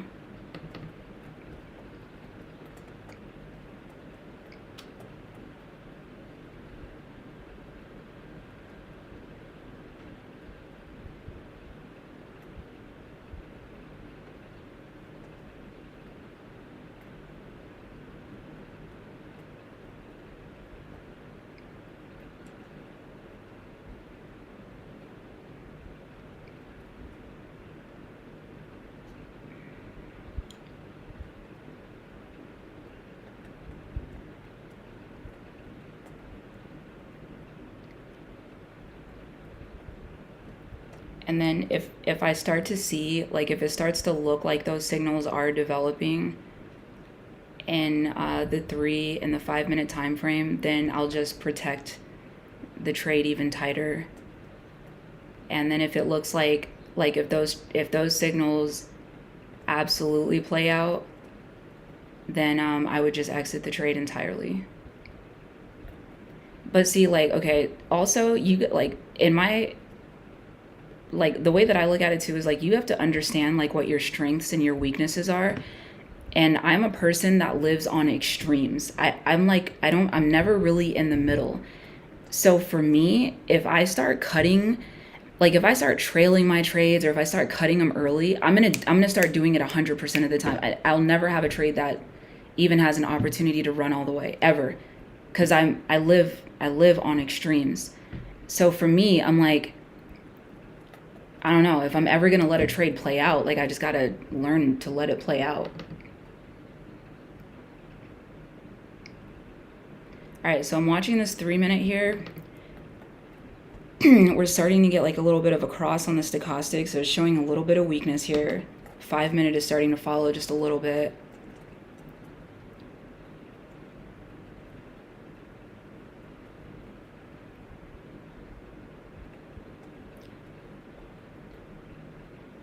So what we'll do is we'll move. I don't want to put it too close, but like let's go like right there, so that we're still giving the trade some room, but I'm respecting what I see in the 3 minute.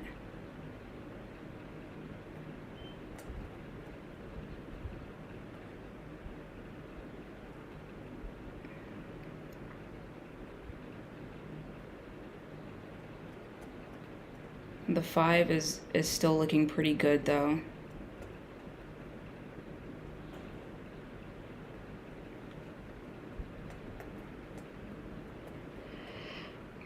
If we get to my first TP, then the plan will be to I'll create a very tight stop for the runner, and then if we continue to push up from there, then I'll put the stop for the runner at 1-to-1, and then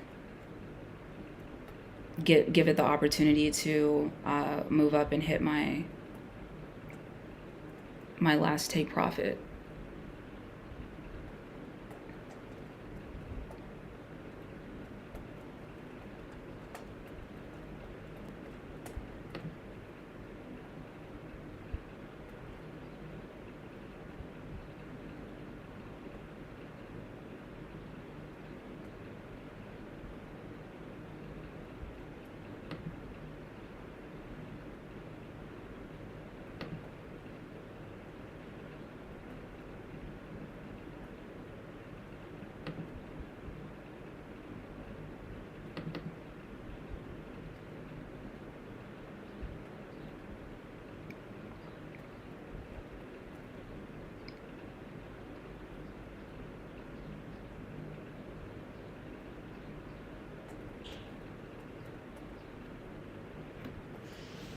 So did we run that level? We did.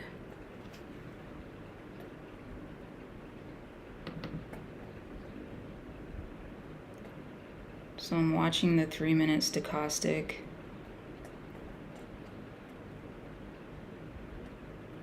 Okay, so it and the 5 is looking pretty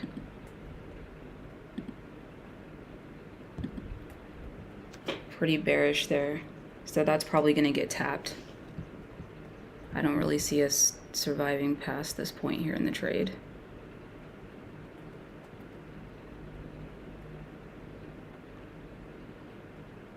That's probably not real. That's probably going to drop back down and knock me out.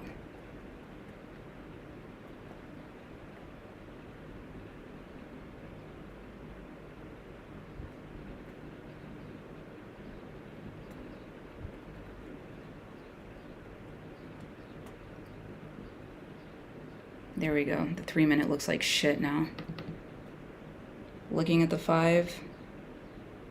5 looks like it's catching up. I'll give it a minute.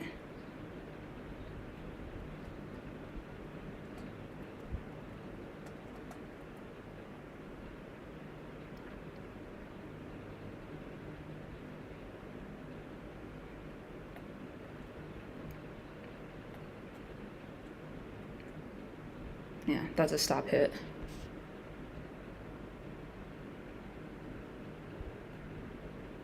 Nah, just quit fucking around. I think this is teasing shit that the market does. Go ahead. I'm ready.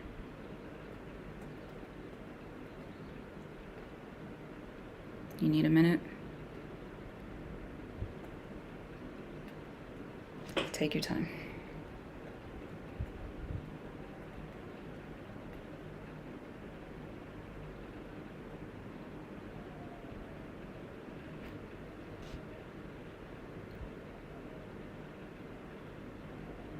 This is cute.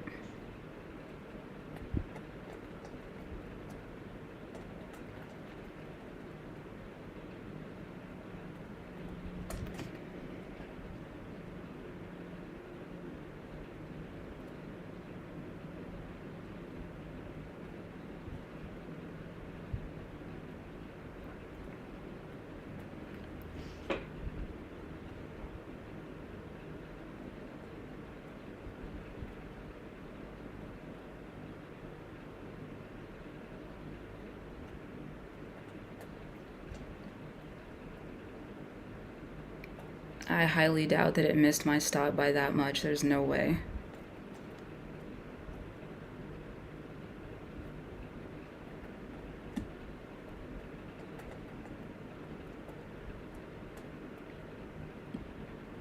There's no way.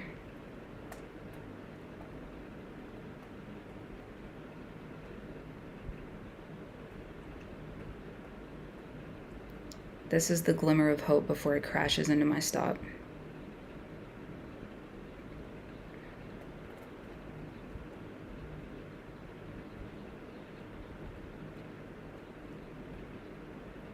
And that's the fight. Where's it?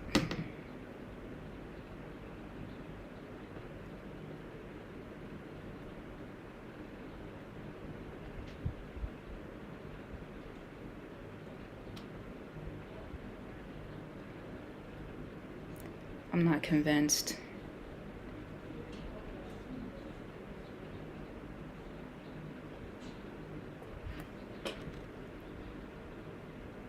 This is the moment that I would trail with the stop, except for like Trading makes it a little bit difficult because let's say that I put a fucking stop here and then it crashes down and then it hits both of my stops, then I'm all types of fucked up in the trade when the trade went otherwise fine.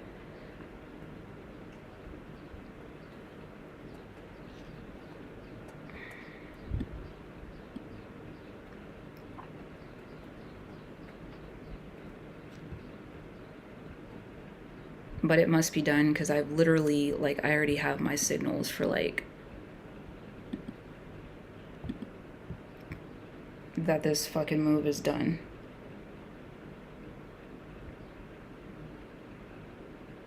So, like, we'll give it a chance, but we're not going to trust it.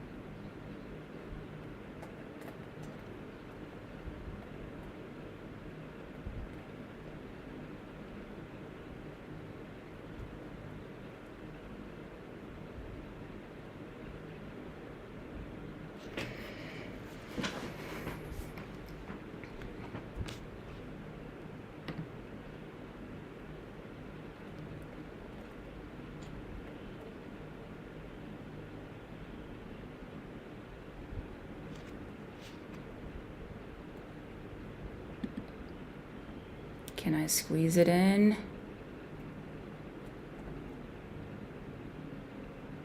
I don't fucking know.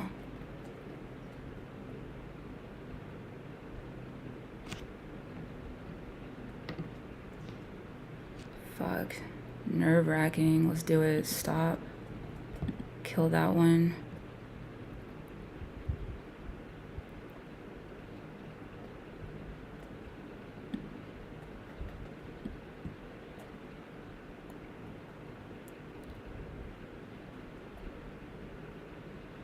You gonna fucking do it?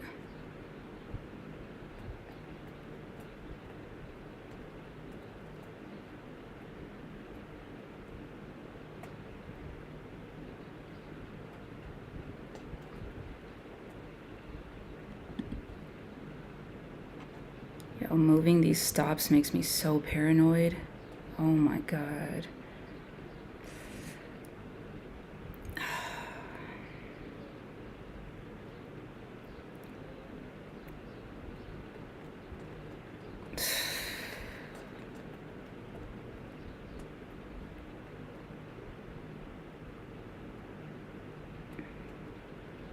Like you see the order filled. All right, good. All right, now we killed that one. 4. Stop. All right, so we hit the first TP. I'm kind of surprised that we actually survived that. So we'll give it just a little bit of room here. I don't know if we're gonna make it to that next one, but that is the runner, so let's just, it's fine. Like, we locked in profit, let's not freak the fuck out now, so let's just wait. So let's see if we can get a bit of a push up, then I'm gonna move the last stop to a 1-to-1 and then just let it ride. And I think let's just move this up a little bit below. Let's just go maybe like right there for this stop. Don't wreck me. There we go. All right, we're shooting for up here. This is based on my fib extension level. When you interrupt the trade this much by trailing, it drastically lowers the chances that you're going to hit your target, but we're just going to make sure that we lock shit the fuck in because it's Friday. And we don't want to start doing silly shit on a Friday.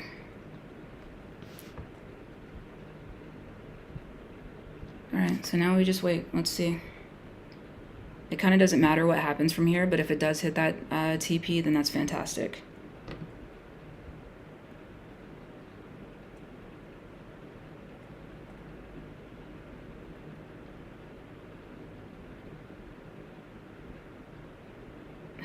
Thanks, OPM. Appreciate it. Yeah, that little dance on that stop loss was wild.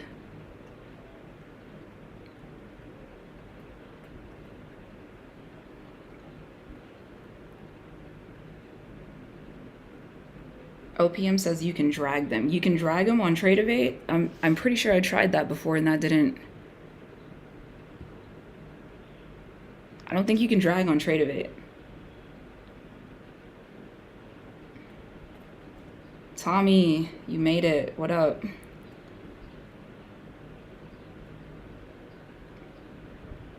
Morning, Alfred.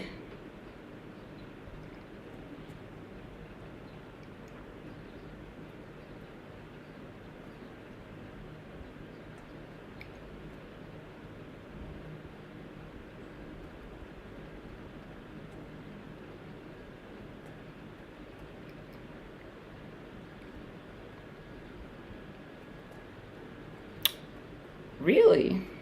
Drag by the numbers, huh? Wow, I'm learning stuff. I'm gonna try to give this just a little bit of room and then I'll mess with it. I've never done it. I didn't even know you could do that. I don't know why I didn't think to drag the box instead of the line.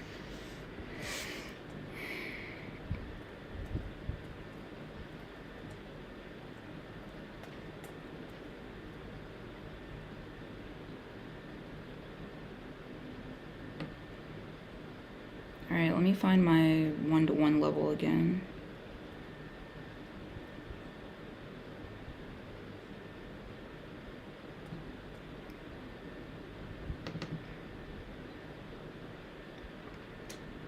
Team 001, okay.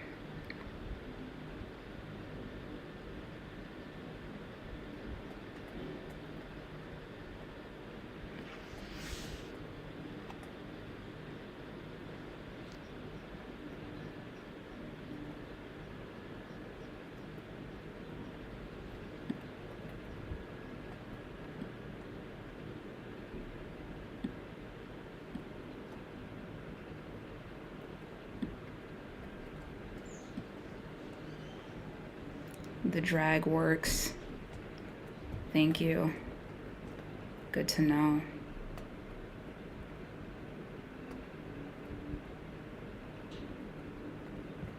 Stop filled. All right, that's gonna be Friday's trade. Make sure we exit all of these, exit the lingering TP. That's it. I'm definitely not jumping in anything else. I waited really long just for that one small trade. So we're going to take that W and be done and out for the day.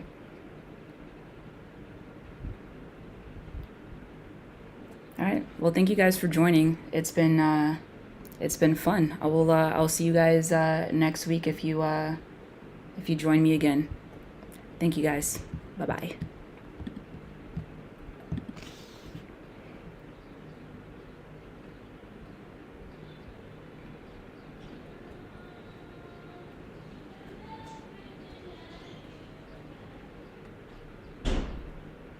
The fuck?